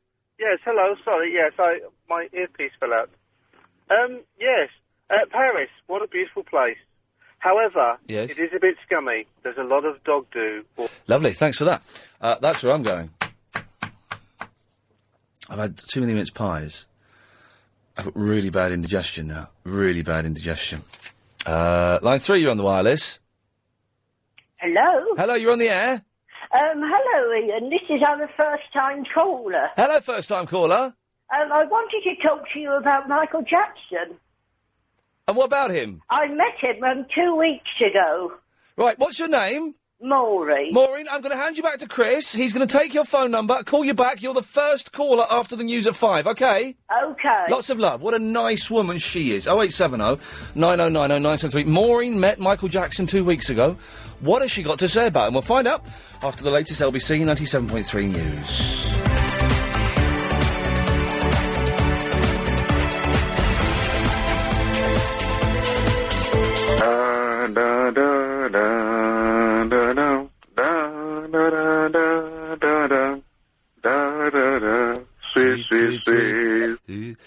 And then we found out he was a homophobe. 0870 Oh, before the news, we were speaking to Maureen. Now, Maureen, remind us what you were going to talk about. I was going to talk about, I met Michael Jackson in Oxford Street 2 weeks ago. In Oxford Street? That's right. Go on, tell us what happened. I managed to say hello to him, and he waved at me. What was he doing in Oxford Street? I do believe he was shopping. He was with all his minders, and I waved at him, and he waved back at me and smiled at me, but he looks like an alien. But he's a very charming human being, and people should leave him alone. They should leave him alone. I mean, he's a one of a kind. I mean, it's not his fault. He's a bit loopy.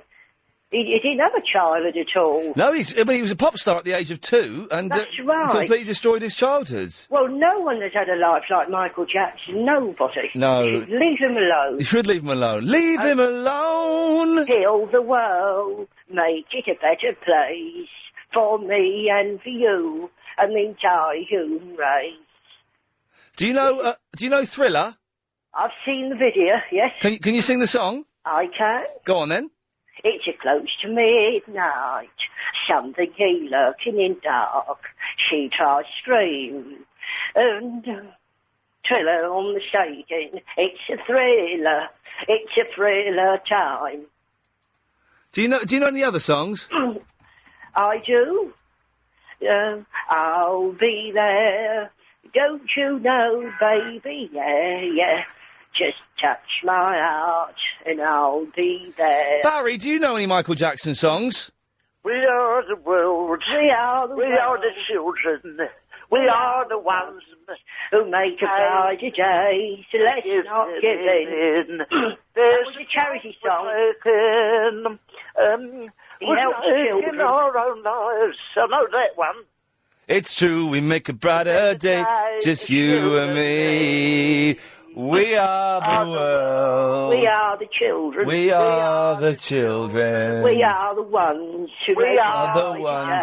At the same time, better days, so let's start giving. There's a choice we're making. We're saving our own lives. It's true, we make a brighter day, just you and me. Ian? Yes. Not going to win a Sony, this, is it? No. But that's the one good thing about my baby. It doesn't matter if you're black or white. Yes, Maureen? Can I just say, you're a very charming and sexy human being yourself. What, me or Barry? No, you are. Well, thank you. That's very kind of you, too. Very sexy voice you do. Yes. Barry? Me, you want to say anything about little old me, you know? Can I say something to you, Barry? Yes, you can. You're a very naughty boy. Why? Well, I've heard you on the past station insulting Ian. That's absolute nonsense. I think you've got a dirty mind, to be honest with you. My mind is as clean as the driven snow. Imagine you behind me, pulling my hair. Right, okay, I've done it. It's too late, is it? That was a Steady on. Did I we dumped it. We dumped that, Barry. Oh, you would have heard me umming and ahhing about whether I should have dumped that. We could have possibly let that go, but I think that... Did any of the listeners hear what the lady said? What point does it cut out, Chris? I want to make sure we The standing behind. Sorry, don't, Barry, don't, because we've dumped it. That was filthy. I can't believe that. She seems so very, very nice. I am shocked by that. And if any of that went out, I do apologise, but... Sorry, yes. But my Margaret is going into hospital, so Maureen, if you were interested in a little drink... Steady on. Let's not... No. In fact, that request she gave of me is why my Margaret is going into hospital. Steady on now. Oh, my Goodness me. Been a tornado, hasn't there? Well, blimey, yes. Yeah. I don't know what I'm more shocked about. That was wrong. Very, very wrong. I'm glad none of your listeners... Oh, I feel quite giddy. I feel a little bit nauseous, to be honest. Yes, so do I. I'm disgusted. Yes. Disgusting. No, I'm just phoning to say I might be having my own party. Right, all right. On the 22nd. Oh, well, brilliant. That's excellent. Good for you. Yeah, I don't want to resort to that, but if there's no other in the Well, we're not having a party here. We're just having all of the best callers coming into the studio to hang out for the day, and we've booked our special guest, which we will reveal on the day. But we've booked our special guest. Well, I might have a special guest. Brilliant. Well, listen. My own at my party. I'm still speaking. Yes. and I might have some people, any listeners want to come to my... To my rival party. It's not a party we're having. Oh, well, I am having a party. I hope you have a great day. Yes, with booze. And you can listen to the show if you want. And Chris. Lovely. You can feel free to call in, and if we get time, you can come on the air. And dancing. Good. Yes. Not really the kind of thing that interests me, and I bet it's You're not actually invited. Good, I would not be able to come because I'm doing this show. Anyone wants to contact me via MySpace to come to my party, they are most welcome. Well, that's good. What's your MySpace address, although no one's interested? It's Barry in Watford. Barry in Watford. And you've missed off the myspace.com bit. Yeah, I don't know about that, but anyone wants to come to the party, I'll give you the secret details, and you can have your Well, party listen, I on hope... your own. Yes. I hope you have a good time, And because you. we'll be very busy doing the show here with all of the best callers. Yes, I'm going Thank to have a you. lovely time. Good. I don't care, because we're going to be having a lovely, lovely time here, and you'll be listening to this. Okay, yes, you do. Okay, I don't care. I think you do. I don't care. I'm not interested, because I'm not, and the show here is going to be brilliant and better than any Okay, but not party. better than mine. Thank Okay, you. I'm not interested. Thanks for calling, Barry. Yes, Bye-bye. All right, yes, bye-bye. Not interested. Bye. Not interested. I got the last word in, didn't I? Mary's in Camden. Oh, comment allez-vous, Ian? Comment allez-vous, Ian? What? Comment allez-vous, J'ai 12 ans. Ian? Oh, good. I hope you have a bon voyage. Bon voyage. A bum voyage? Yeah, to Paris. You'll find the Parisians are a little more snooty than the rest of the French. They're a bit reserved, as you would say, reserved. What I mean? Yes. Oh, and by the way, I just have one bone to pick with you. Yes. Yesterday you said there was a minor racist thing because I said that you. Oh, sounded let's like not go. No, Mary. you don't like going back on things. Well, let's not go back on things. Let's leave it. I'm the last to be president. No, okay.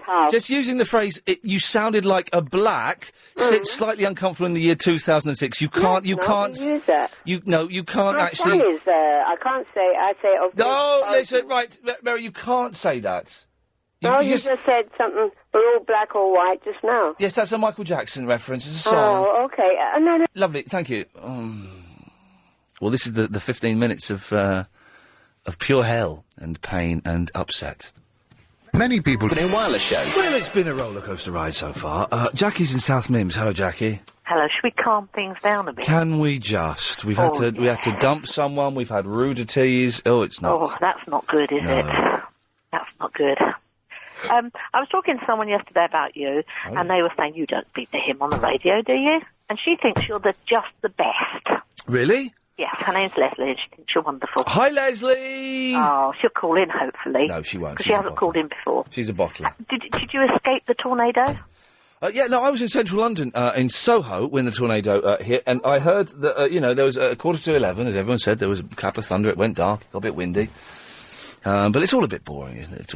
It's not Hurricane Katrina, which is what Sky News would have you believe. And that bit that we played in the news of Fox News being amazed by it, you can bet when they saw the pictures they went, is that it? But like in an American accent. Yeah, well, it's a bit pathetic. Yes, it was Compared to Bobbins. them, aren't we, really, in the tornado state. So you're off tomorrow? I'm off tonight. Tonight? Oh, I hope you don't get grounded because of crosswinds or something. No, I'm training it. Oh, how romantic. No, not at all. Habiba told me you were off for a bit of a saucy weekend. Habiba? What do you mean Habiba told you? Well, she was saying, wasn't she, that you were off for... Oh, it's not. No, it's not romantic. It's relaxing. Is the theme for the weekend? Is Habiba one of the people that are coming in on the 20-something? I cannot say anymore because it's a secret. Oh, poor Barry. The thing is, we've got enough old duffers coming in. Yeah. And he's not. I don't. There are some of the people that are coming in. Blanche. We've got Blanche. Well, although Blanche says she doesn't want to come now. She was saying to Adrian Allen the other night. Wasn't saying it to me. So we'll see. She said she will. So legally she has to. That must be the invitation of the year, for goodness sake. Exactly. Pass that up. Exactly. So anyway, I just wanted you to have a really great time. When are you back, Monday? Back on Monday, back to normal on Monday, then last 2 weeks of this show. All right, you're going to leave it in the capable hands of Chris, are you? Who's taking your place tomorrow? John Holmes. John Holmes. And then on Sunday it's Nick Abbott. A bit weird, doesn't he? He'll be doing every Friday in 2007. Oh, I can't cope with that. I don't like change. I don't want you to change. Well, you know, things happen and stuff. And it means it'll be good in the evenings, 'cause it'll be me then Clive. That'll be fun, won't Now, it? that will be a superb evening's entertainment. I think it should be fun. I'm looking forward to it. I'm looking forward to... I've said this before, I'm looking forward to hearing Clive do 3 hours, because he does 4... When I filled in for Clive... I've got really bad indigestion, sorry. When I filled in for Clive and done 4 hours, then gone back to a 3-hour show, suddenly 3 hours seems really easy. So having done 4 hours for 2 years, going to 3 hours, he's just going to be fantastic. Yeah. He's going to have so much energy and so many ideas, and he's going to struggle to fit them into 3 hours, but it means it's going to be flowing. And you're cutting your hours down as well, aren't you? I'm losing half an hour, still getting paid the same money. Thanks very much. Can't be better than that. Thank can it? you. Excellent. So, yes, it'll all be fun. Excellent. Is Chris coming with you on that evening slot? Okay, don't go any further. When you do a wee, I know that you don't want to go any further. Thank you. Pleasure. Thank you, Jackie. Bye-bye. I'm still trying to sort it out, Chris, so that you don't come with me. But I don't know. Yes. We'll talk about it off air, probably, but, you know, I think it's best... If you love somebody, let them go. That's what Sting said, isn't it? In that interview. So I'm going to cut your strings and let the kite fly free. See where it lands. Nick is in Sidcup. Mate, how are you? I've got really bad indigestion to the point where I actually don't feel very well. You know the mince pies you had? You said you felt nauseous. Yes. Is it sort of... What was it when you felt nauseous? Because that's a bit odd sometimes when I have mince pies. What? Tough pastry. Well, no, I'm not saying it's I would say it's the mince pies that give me indigestion. Mm-hmm. I don't know if they've made me nauseous or not, but they're very spicy. They're really nice mince pies, really nice. Yeah. But they're very spicy, and is pastry bad for you? Nick? Sorry? Hello? Yeah. I'm listening. Yeah, go on. Okay. Is pastry bad for you, then? You seem to... No. I didn't know if it was the pastry or whether it was the mincemeat that had done you in. So. Imagine if someone made mince pies out of actual, like, minced beef or something. Isn't it bizarre? They say mincemeat, and you think it's going to be meat. It's not. It's not. It's like what is it? Like raisin, sultana, orange peel, and ting. And ting. Yes. Sorry, I'm getting distracted. I've got one of these stress balls here, and you know the stress balls. When you squeeze them, and it's like that. And I'm quite enjoying making funny shapes out of it. Oh yeah. Anyway, Nick, what do you want? You know, I had Barry Manilow, and then I had the Fong yesterday. It's this Muppet, yes. You ain't going to believe what I've got today. And he's singing in the back of the cab. Go on. I picked him up outside Marks and Spencer's, Oxford Street. Yes. And Marks and Spencer's bag. He's in the back singing Bang. Right. Listen. Yes, it is. I can't tell because the recording is such low quality. Oh, my Goldie, he's singing in the back. Have we got to put up with this every day now until Christmas? Oh, it's lovely. Michael, can you stop singing? Hello? Yes, Nick, I'm cutting you off again. No, don't. Yes. It's Jethro. Hello. Hello, Jethro. Yeah, I'm a bit late. I missed... you know the lady who was doing the curtains and got very chatty, talking about all cock and brown? Oh, yes. I was trying to be the first one in to say it was all cock and brown, but she beat me to it. Well, this was like 45 minutes ago. Oh no, I'm sorry about that. But I was there waiting, ready, willing, like a tensed up sprinter in the London Olympics. Oh yeah, yes, ready. To... But anyway, I think they flew a Vickers Vimy across, or a Handy Page biplane with about 2 or 4 engines across the Atlantic, and yes. I think they crash landed in Ireland. And were the first people to fly across the Atlantic, and started up the transatlantic air flights, basically, which are now done by jumbos. Isn't that boring? Yeah. You still there? I'm just about here, gentlemen. But, of course, the first person to fly the transatlantic single-handedly was Charles Lindbergh. Oh, dear, press the button that cuts him off. I'm sorry, Jethro. Please do try again in the year 2009. It's James. Hi, Ian. Get it on, James. Yes. I've got a headache again. Can you play that pipe music? Oh, yes. God, okay. It worked wonders last time. Hang on a second. Let's see. Let's find it. It's, how does the alphabet work? LMNO. Here we go. Oh, yeah.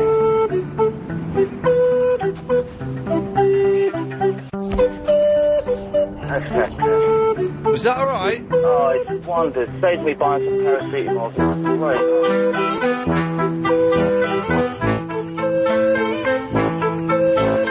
Great stuff.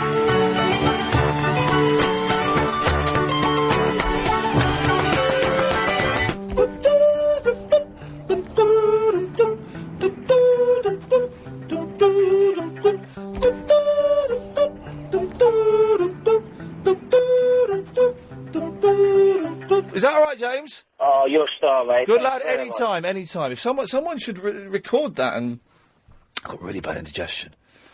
Really uncomfortable. Have you got it? Did you... Yeah, they were big mince pies. I've never seen such a big mince pie. It was like a cake. It's Phil, everybody. Hello. Hello, Phil. How you doing? Mini tornado. What's the matter with this country? Can't we do anything proper in this country? What? I mean, a mini tornado. The Americans, tornadoes, manly tornadoes. Yes. We get a mini one that goes fluttering up a high street, whips a few roofs off, and that's it. Same with snow. We can't do weather in this country anymore. Do you know what made me uncomfortable when they called the tornado a twister? No, thank you. A twister's an Americanism. No, thank you. Yeah, and a twister has combine harvesters sucked up off the floor into it. Exactly. And cows, and they throw sheep up the road. And we're the same with snow. I used to drive a truck in Canada, and when it was snowing in Canada, it was an armpits job, mate. Here, 3 inches of slush on the M11. Oh, national crisis, because half a dozen executives are late home for the hot pot. Yeah. It's pathetic. Do you know what it is? What? It's political correctness gone mad. Oh, yeah, I know. Good lad, thank you. He was fun, wasn't he, Dave? He was indeed, yeah, proper. He could not wait till Nick Ferris in the morning. He had to have his rant now. Yeah, I bet he's banged his head against the wall. Yes, bless him. What can I do for you, Dave? Yeah, you an only child? No, I've got a sister. I'm surprised. Did you used to dress up in her clothes? What are you banging on about? Well, you're a real wimp, aren't you? What? You're a real wimp. What am I wimp for? Why? Oh, you got indigestion, you moan, you feel I've nauseous. got it. What's wimpy? Every day you wimp on about something. Shut up. What's wimpy about having indigestion? It means I eat my food in a manly, brusque manner. No. You don't. You're not big enough and manly enough to do that. I'm manly enough to give you a good kicking. Yeah, right. Oh, I'll pick you up outside your office, take your order, and you can give each other a kicking. All right, I tell you what, if you pick me up at 6:30, I'll sort you out. 6:30? Yeah, 6:30. Shall I put the meter on? Right, yeah, fine. No, yeah, I'll see you there. Okay. But make it 6:30 and don't turn up before. I won't be late. No, good. Yes, because I'm leaving at 6:20. I'm going at 6:20. I'm going to do the rest of the show in the cab. You see, genius. Okay. Right. 0870 90 90 973 is the phone number. Iain at lbc.co.uk is the email to send in your blogs. I can't be bothered to sort the blogs out, Chris, so I'm going to have to leave that to you. Well, also, we haven't had any sent in all honesty. You've got to tell the truth in these matters, haven't you? If you've just... emails from Jess. It's not political correctness at all. You've mixed up your metaphors, you idiot. Well, what? Is Jess really that stupid? I'm not the idiot, Jess. You've proved yourself to be the idiot. OK, another half an hour, then it's Triple M. Coming up, we've got the 5:38 Daily Correspondent update. If you want to give us a call about anything, Dead Men's Voices, trains, whatever, 0870 90 90 973. More of your calls after the latest LBC 97.3 news. That's right, dig it. Peter! Ian. Peter. How you doing, fella? Good. Listen, mate, you've got to let Barry go to your party. Oh, first of all, it's not a party. It's the last day of us doing this show before Paul Ross takes over. All right, and you're going to get all the old females in, aren't December 22nd, we have got a selection of callers coming in. We've got a quota of duffers, and we've got the best callers of the year coming on, and I'm afraid... let Barry in there, mate. Barry does not fit that criteria. He does, mate. You've got to have a vote on it. He is one of the funniest people I've ever listened to. No, it's not a democracy, and he's not coming in. You can't... Yeah, sorry. Molly. Hello, Ian. Hello, Molly. I'm very upset that Ken Livingstone isn't doing anything about the tornado. Why hasn't he phoned? That's true, actually. He should have done something to sort the tornado out. He does everything so well, doesn't he? Yes. Well, I'm very upset you're leaving, because when Ken phones in, he won't want to speak to Paul Ross, will he? I don't think he will. Apparently there's some tension between those two. I don't know what that's about. I do feel that there is a certain animosity. Yes. Well, but he can phone me in the evening, 7 till 10, which is where I'll be in the new year. Who? Me. But Ken doesn't work after 5:30, does he? This isn't Ken Livingstone putting on a funny voice, is it? I wish I could. No, I'm hoping he will phone in to you shortly and tell you what he's going to do about. OK, fingers crossed he does. Jason! Hello, Ian. Hello, Jason. Hi, mate. You said about Dead Men's Voices? If you could have a dead man's voice, whose would it be? Vivian Stanshaw. Oh, hey, well, hang on a second. You've just... Hang on a second. You've won, this. Yes, of course, Vivian. That would be a fantastic Dead Man's Voice to have. Yeah. You don't sound old enough to know who he is. I'm not. How old are you? Yeah, same age as you, 33. Oh, okay. You're a Bonzo's fan, are you? Not really. I'm more of a fan of what he used to get up to and stuff. Oh. He was a bit of a nutter, wasn't he? He was a little bit of a nutter, yeah. So, have you seen the film he made, Sir Henry at Rawlinson's End? I'm getting some stuff for a friend of mine for Christmas. Yeah. And I think some of that stuff is on the DVD. That film it's a messed up film. It's brilliant. You've got to watch it. Yeah. First time I watched it, I hated it. Second time I watched it, I didn't like it. No. Third time I watched it, I thought it was one of the cleverest things I've ever seen in my life. Yeah. It clicked. Just quickly, Yes. a few shows ago, I think I overheard you saying, you can, how can I put this? Make yourself pass wind without... Oh, from downstairs, yes. Downstairs I can break wind. Upstairs Yeah, I can't do it. Yeah, I used to go to school with a fella that could do that. It's a good skill to have. As I get older, it gets more difficult, but I can still do it. Yeah.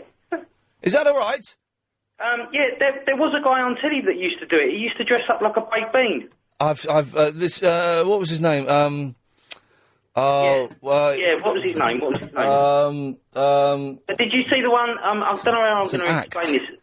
Sorry? It was an act, and he used to his act was just blowing off. But to prove... Mr. Methane. That's the guy, and he used to do tunes. Yes, he used to play tunes. It was not very... And to actually prove that he was doing it, they sort of used talcum powder. Yes. Okay. Yes, that's probably enough of that. Yeah, Sean. Hello, mate. Hello, Sean. That postbox music. Yes. I did a little search on the internet, I didn't really spend too long looking, but I can't find. Where'd you get that from? Because I'd like to download that. Well, we got sent that. All right. From some guy whose wife worked on the advert, and what we've done is what was the advert it was used for? Post office. It was because a few weeks back I phoned you saying that was used on advert, but I couldn't remember what it was. Well, what we've got is we've got this one, which is what we've taped off of the Royal Mail complaints line. So this is my favourite mix of it. And it's slightly different. Yeah, I like that one. This is my favourite one, but this one is off the advert. And we've kind of had to loop it a bit. Or Lady Alex looped this one. Helen did the one before. Right. Okay, could you put it up on the website or something? We can't because of the copyright and stuff. Oh, sod that. Yeah, well, yes. Chris, forget the fact we can get sued for £100,000. Put that up on the website, goddammit. It's a public service. I can't, but someone will. Someone will put it up on a website soon, I'm sure. All right, fair dues. Sean, I've got to go. It's 5:38. It's time for the daily 5:38 Daily Correspondent Update. Brought to you every day. Daily.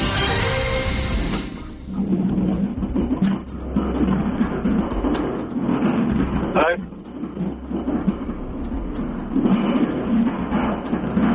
Hello?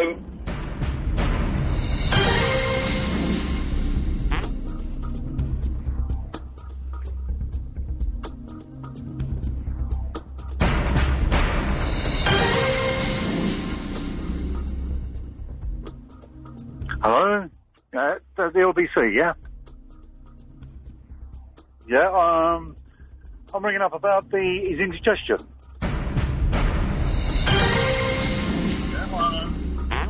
Hello there. Can I speak to Ian, please? Hello there! Hello! Excellent correspondent updates. Thank you, everyone who took part in that. I've got to go through... Oh, it's Tanya! Hello, Ian. Hello, Tanya. Great correspondent update. One of the best ones. One of the best ones. Listen, Ian, I'm just phoning to say I haven't got much sympathy for your indigestion. Excuse me? You know what the reason is? I ate the mince pies. I'm expecting twins. Oh, God. And I have got the worst heartburn and indigestion you can ever imagine in your life. You should have used a condom. That wouldn't have helped me, would it? I know. That wouldn't have helped my indigestion. It would have helped yours. Yeah, but when someone tells me they've had a mince pie and they've got a little bit of indigestion, I just think, oh, please. I have it like 24 hours a day. What do you do to get rid of it? Gaviscon. Yes.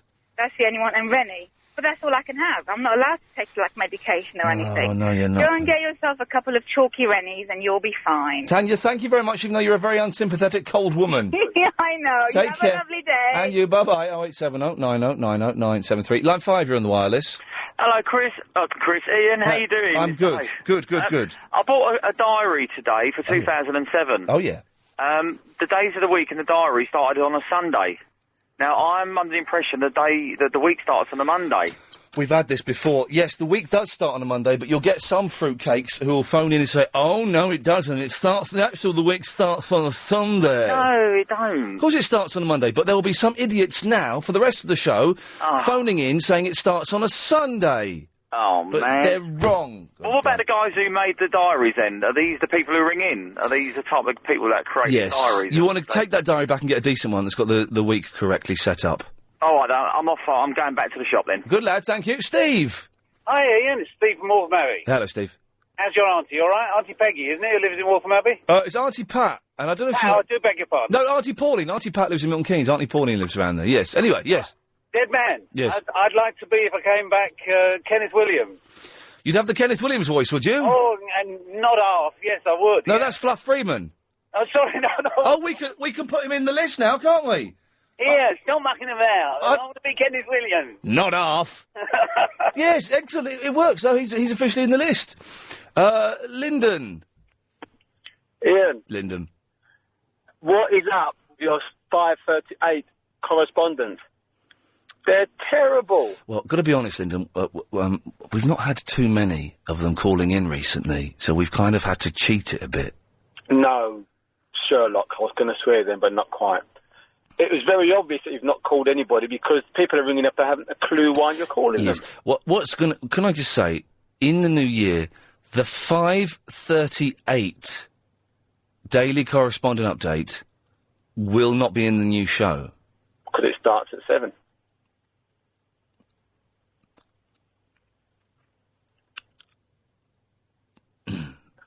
Which sort of, it'd be very difficult to have 5:38 correspondence when your show starts a bit later. I thought. And indigestion. Yes. It's a real pain. I hate it. I have indigestion all the time at the moment. Rennies are good, but I would really eat the mince pies anyway and suffer the indigestion. I feel really uncomfortable. It's worth it, though. Mince pies are gorgeous. I've had 2. These are the biggest mince pies I've ever seen. They're very filling. I shouldn't have had the second one. That was the problem. Can we leave those mince pies downstairs for the... There's only 2 left. I've had 2 of those big ones, yeah. Mince pies are the best thing about Christmas. Helen, who's seen the mince pies, is upset for me that I've eaten 2 of them. Why? Did she have any? She had one, but they're as big as a horse's face, man. Lyndon, I've got to go. Sorry, I'm chattering away and I've got to do... it's these, isn't it?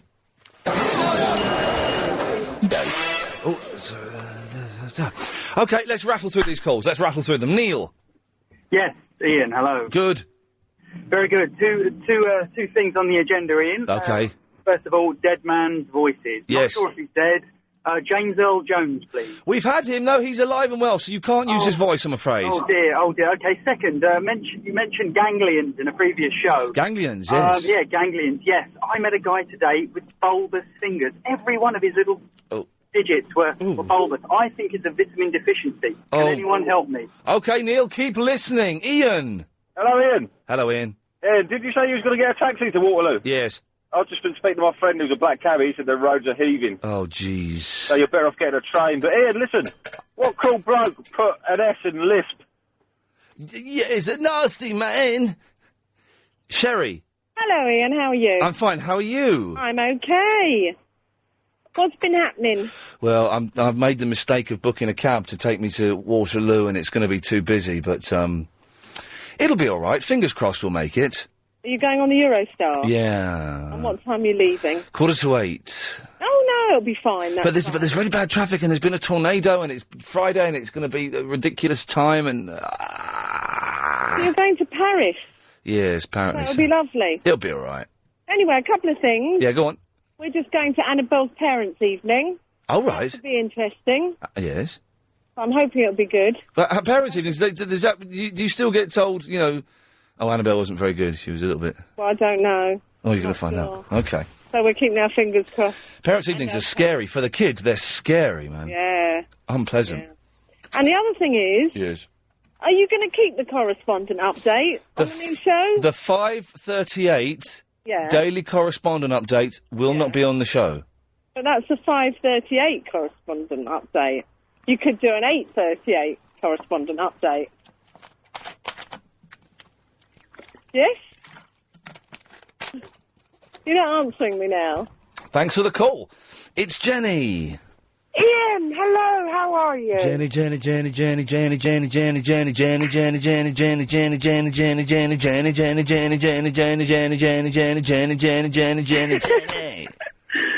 Listen, I want to tell you why you've got indigestion. Because I wolfed down 2 massive mince pies in the space of minutes. No. I'm a vegetarian too. Oh, yeah.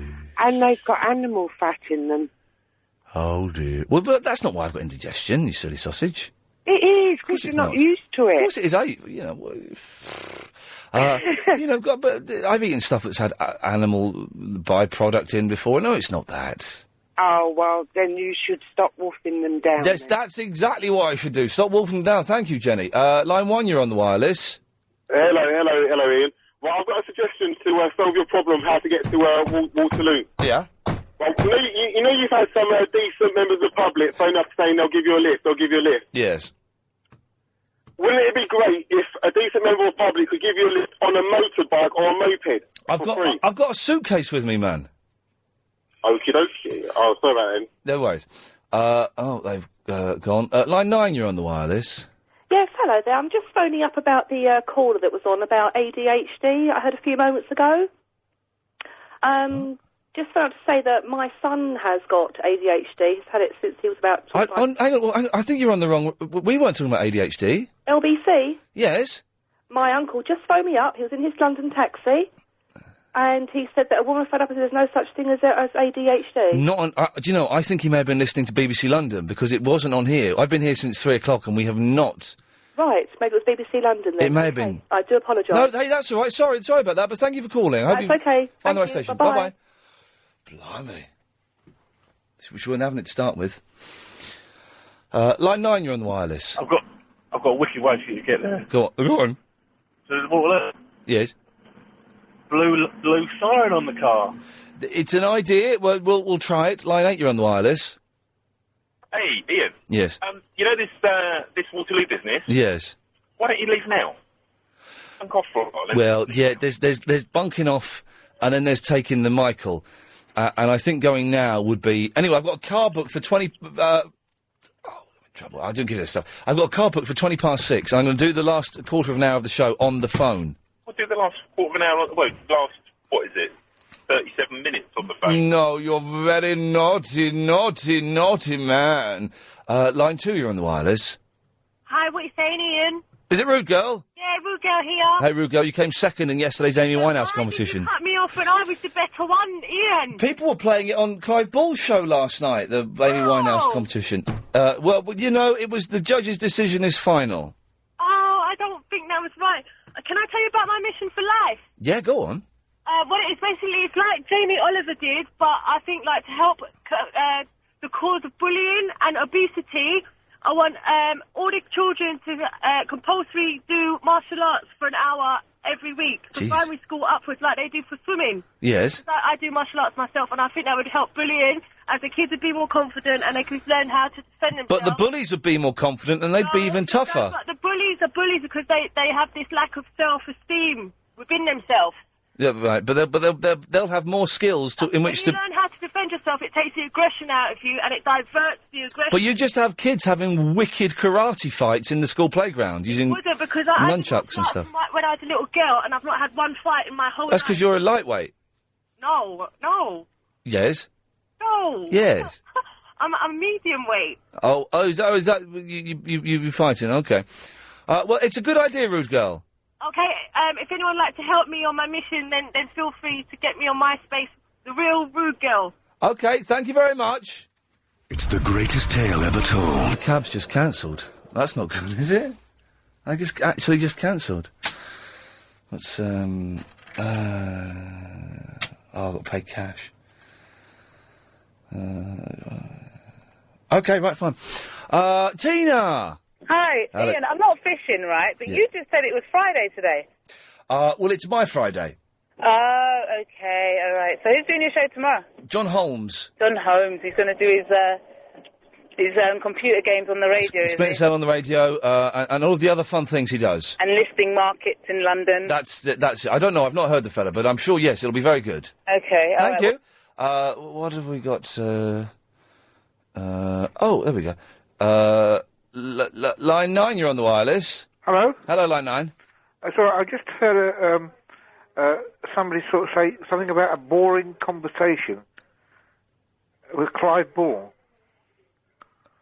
Right. Is that right or wrong? I don't know. I need more information. Oh, no. Well, what would you call a boring conversation? This. Yeah, what would you say was a boring conversation? This. This? Oh, what you're just saying is this? This. Oh, well, no point talking then. Oh, I got quite good towards the end. Yes, Line 5. Yeah, hello. Can I speak to Ian, please? You're speaking to him. You're on the air. Oh, hello, Ian. Hello. Could you tell me if Lewis Picnic ever found his brother? Lewis Picnic? Yeah, you must know who he was. No. You know your music. Well, you have to go home and look through your album collection and find out if he ever found his brother. Okay. I don't have a clue. Line 9, you're on the wireless. Hello? No, you're too slow. Line 5, you're on the wireless. Hey, Ian? You got 10 seconds. Right, if you want to get to Waterloo fast, get a pair of Heather's shoes on and click them 3 times. It says there's no place like Waterloo. There we go, good lad. That should possibly do it. I don't know. Okay, let's see what happens. This is what the show sounded like. Apparently, a tornado has hit a portion of North London. A tornado in London. I've got to admit... Never heard of that. Neither have I. Yeah, Jesus Christ, Ian. I touched that, but it's fine. A mini tornado. The Americans, tornadoes, manly tornadoes. Yes. We get a mini one that goes footing up a high street, whips a few roofs off. Imagine that not only does the roof get blown off, suddenly there's the skycopter filming you while you're doing whatever it is you're entitled to do in the privacy of your own. But like, will you get out of here? Go get lost! Now they've made Francis Wilson a giant! Twice the size of a house! If you were involved in a hideous accident that's too hideous to describe on the wireless because it will upset children, and there was the technology to replace your vocal cords with a dead man's voice, which dead man's voice would you have? All cock and brown. 3 calling birds, 3 French hens, 3 turtle doves, 3 partridges in a pear tree. Is this the lightly, lads? Oh, what happened to you? Whatever. Yes, it is. MySpace, Barry in Watford. Barry in Watford. Excellent stuff. That was the show. Okay. Calls going straight to air now. Let's clear all of these. Don't want any of these. Bye. Bye-bye. See ya. Clearing all the lines. Clearing that one, clearing that one, clearing that one. Okay. 0870 90 90 973. For the next 30 minutes, your calls go straight to air. Give us a call. 7 seconds later. Don't swear. Don't be libelous. And for the second half of this, I'll be in a car. If it turns up, because they've just cancelled.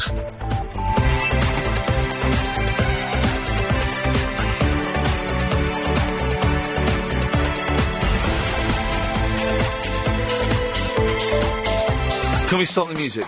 Something very, very important to say. Thank you, Helen. Thank you, Chris. I've been meaning to do this for ages. Sorry, I can't put this off any longer. I have to do this now. Rick Mail returns with his comic creation, Alan Bastard, with London's LBC 97.3. Go on a power trip in the stage version of The New Statesman as Bastard strolls through the corridors of power, impeccably pinstriped with nose aloft. Written... Oh, it's my phone. Sorry. This is my phone again. Sorry. Written by Lawrence... I think that's it now, is it? Yes. Yeah. No, this again. My phone again. Alan Bastard, New Statesman stage play. Written by Lawrence Marks and Maurice Grand, The New Statesman is at the Trafalgar Studios, Excellent Theatre, from December the 13th to January the 27th. For tickets, all you've got to do... Oh, excuse me, sorry, it's my phone. Hello? Chris, is that you? What are you doing? I'm doing this, for God... Why are you phoning me up? Can you just turn your phone off, please? You're supposed to be doing a radio show. You're going to get in trouble for messing up this live read, which you should have got me to do at 5:45. Oh. Rick Mail returns with his comic creation Alan Bastard with London's LBC 97.3. Go on a power trip in the stage version of The New Statesman as Bastard strolls the corridors of power, impeccably pinstriped with nose aloft.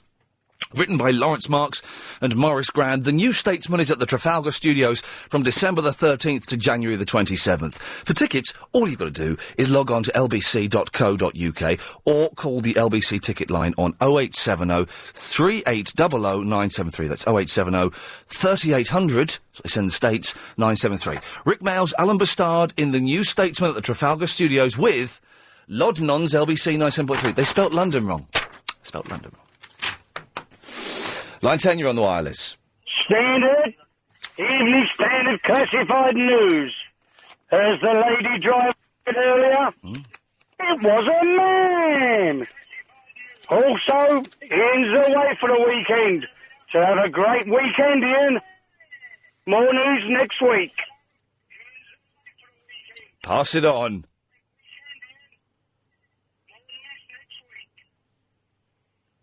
All right, Ian. Thanks very much, Standard Man. All right, Ian, have a great weekend, mate. Good lad. What a nice fellow he is. I like him a lot. I like it that we chat a bit now as well. Line 2, you're on the wireless. Wonderful news. Okay, we lost that. 6, you're on the wireless. Hi, Ian. Wonderful news. Oh. Hi. Hi. Hi. Hi. Ian, I was wondering, if you ever work on a team with somebody where you have utter contempt for them, but don't remember why? Have I worked on a team with someone who I have contempt for, but I don't remember why?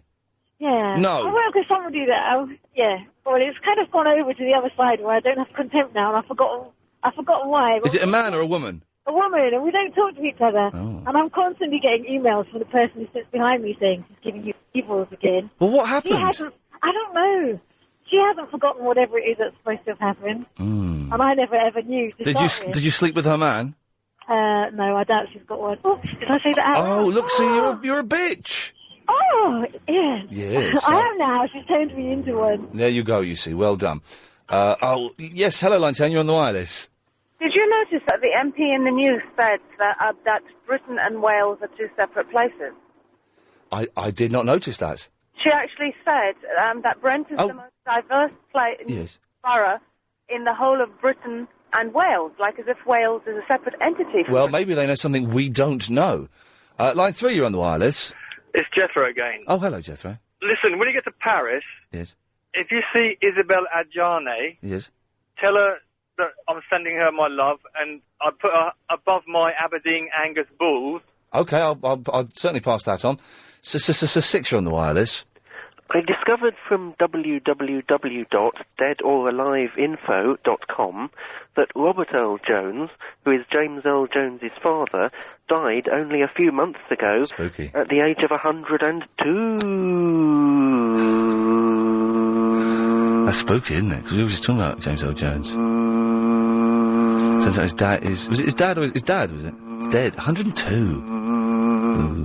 So that's a long life, isn't it? Yes, line 4. Hello. Hello, you're on the air. Am I really? Yes. Oh, is that Ian? Yes. Ian, hello. I'll drive you to Waterloo if you like. Where are you? I'm just near White City. Well, I've got a cab coming, hopefully. Oh, right. Okay, well, I just thought I'd offer. That's very kind of you, thank you. Pleasure, have fun. Bye. Line 5, you're on the wireless. Hi, Ian. Just one advice for you, Ian, when you go to Paris, yeah? Yes. Make sure don't go to Barbès. Even if you go to Barbès, Ian, yeah? Barbès? Yeah, Barbès is in the east of Paris, yeah? Right. Don't show, like, money or, like, you pretend like, you're like, just like, take it easy, yeah? Plus, Ian, make sure don't speak too much English over there in France, yeah? Just like say, like, s'il vous plaît, merci, something like that, yeah? Right. And on top of that, Ian, some last things, yeah? Don't ask for fish and chips because they don't like it. I'm being honest with you, they don't like people like English. Okay, thank you for the tips there. Line 3, you're on the wireless. Hello, Ian. It's Graham here. Hello, Graham. You're going to Paris, aren't you, Ian? That's right, Graham. You're going up the Eiffel Tower, aren't you? Yes, Graham, I'll go up the Eiffel Tower. You like large events and stuff, don't you, Ian? Yes, I do. You like looking at large French of it. Don't Yes, you, Ian? yes, thank you, Graham. Line 9, you're on the wireless. Is this Ian? Yes. This is Hunter. Hunter, how you doing, man? Good. I haven't heard from you for ages. Are you still in North Carolina? Yeah, every time I call, they tell me they're going to call back, but you never do. Well, I'm going to get my producer's knuckles and pull them off with tweezers, and that'll teach him. Because I've had comments on my MySpace saying, why don't I never phone? Oh, well, listen, I'm about to go to Paris, but maybe we can get you on the show on Monday. Okay. How's it been going in London? Yeah, good. We've had a tornado. A tornado? Tornado in London, yes. It's like Hurricane Katrina, but bigger. Was it bad? Yeah, very bad. Buckingham Palace has been destroyed. When there was still no sign of the Queen. The London Eye has been knocked down. Big Ben has been uprooted and sent to Brixton. It's really bad. Mm-hmm. We need help, Hunter. So you're going to Paris? Yes, I'm going to Paris. Line 6, you're on the wireless. Hey, you right, mate? Yes. How's it going, fella? What accent is that supposed to be? Hey, don't know me, you right, mate? Where you from? What is that supposed to be? You can hear on the radio that that's awful, can't you? What are you talking about, mate? Oh, for God's sakes. Right. I'm going. Let's take one more, because I like this. Line 10, you're on the wireless. It's Phil Mitchell, yeah. Hello, Phil. You've got 10 seconds. Yeah, what's all this mountain stuff, you know? What mountains? First I see a mountain. Yeah. I don't see a mountain. I mean, what's it all about? Yes. I wish I could stay and chat, but I can't be bothered. Right. I'm off during the news and stuff. I'll introduce the news, then I'll nip off. Then I'll be in a cab, hopefully, or I'll be standing outside like an idiot. We'll see what happens. I take your silence to mean that I am. Yes. I'm in my cab. The guy was here. What time do you reckon we'll get to Waterloo? Speak on the wireless so that people can hear you. Yeah, can you hear me? Yeah, I can. This is it's all right. It's not the greatest Triple M, but considering I'm now several miles away from the studio, it's not bad, is it? Shh, the bosses are still in the building. Oh, okay. Of course, I'm just in the hallway. Yeah, nice one. Do you want a cup of tea? Yes, please, Chris. Thank you. Nice one. And while you're doing that, could you put line 3 on for me? Sure thing. Line 3, you're on the wireless. Good day, my friend. About 7. 7 minutes? Yeah. You're having a laugh, aren't you? No, actually, it's actually about 8. Oh, About a minute and a bit. Oh, God. And is this... No wonder we're getting shifted. Line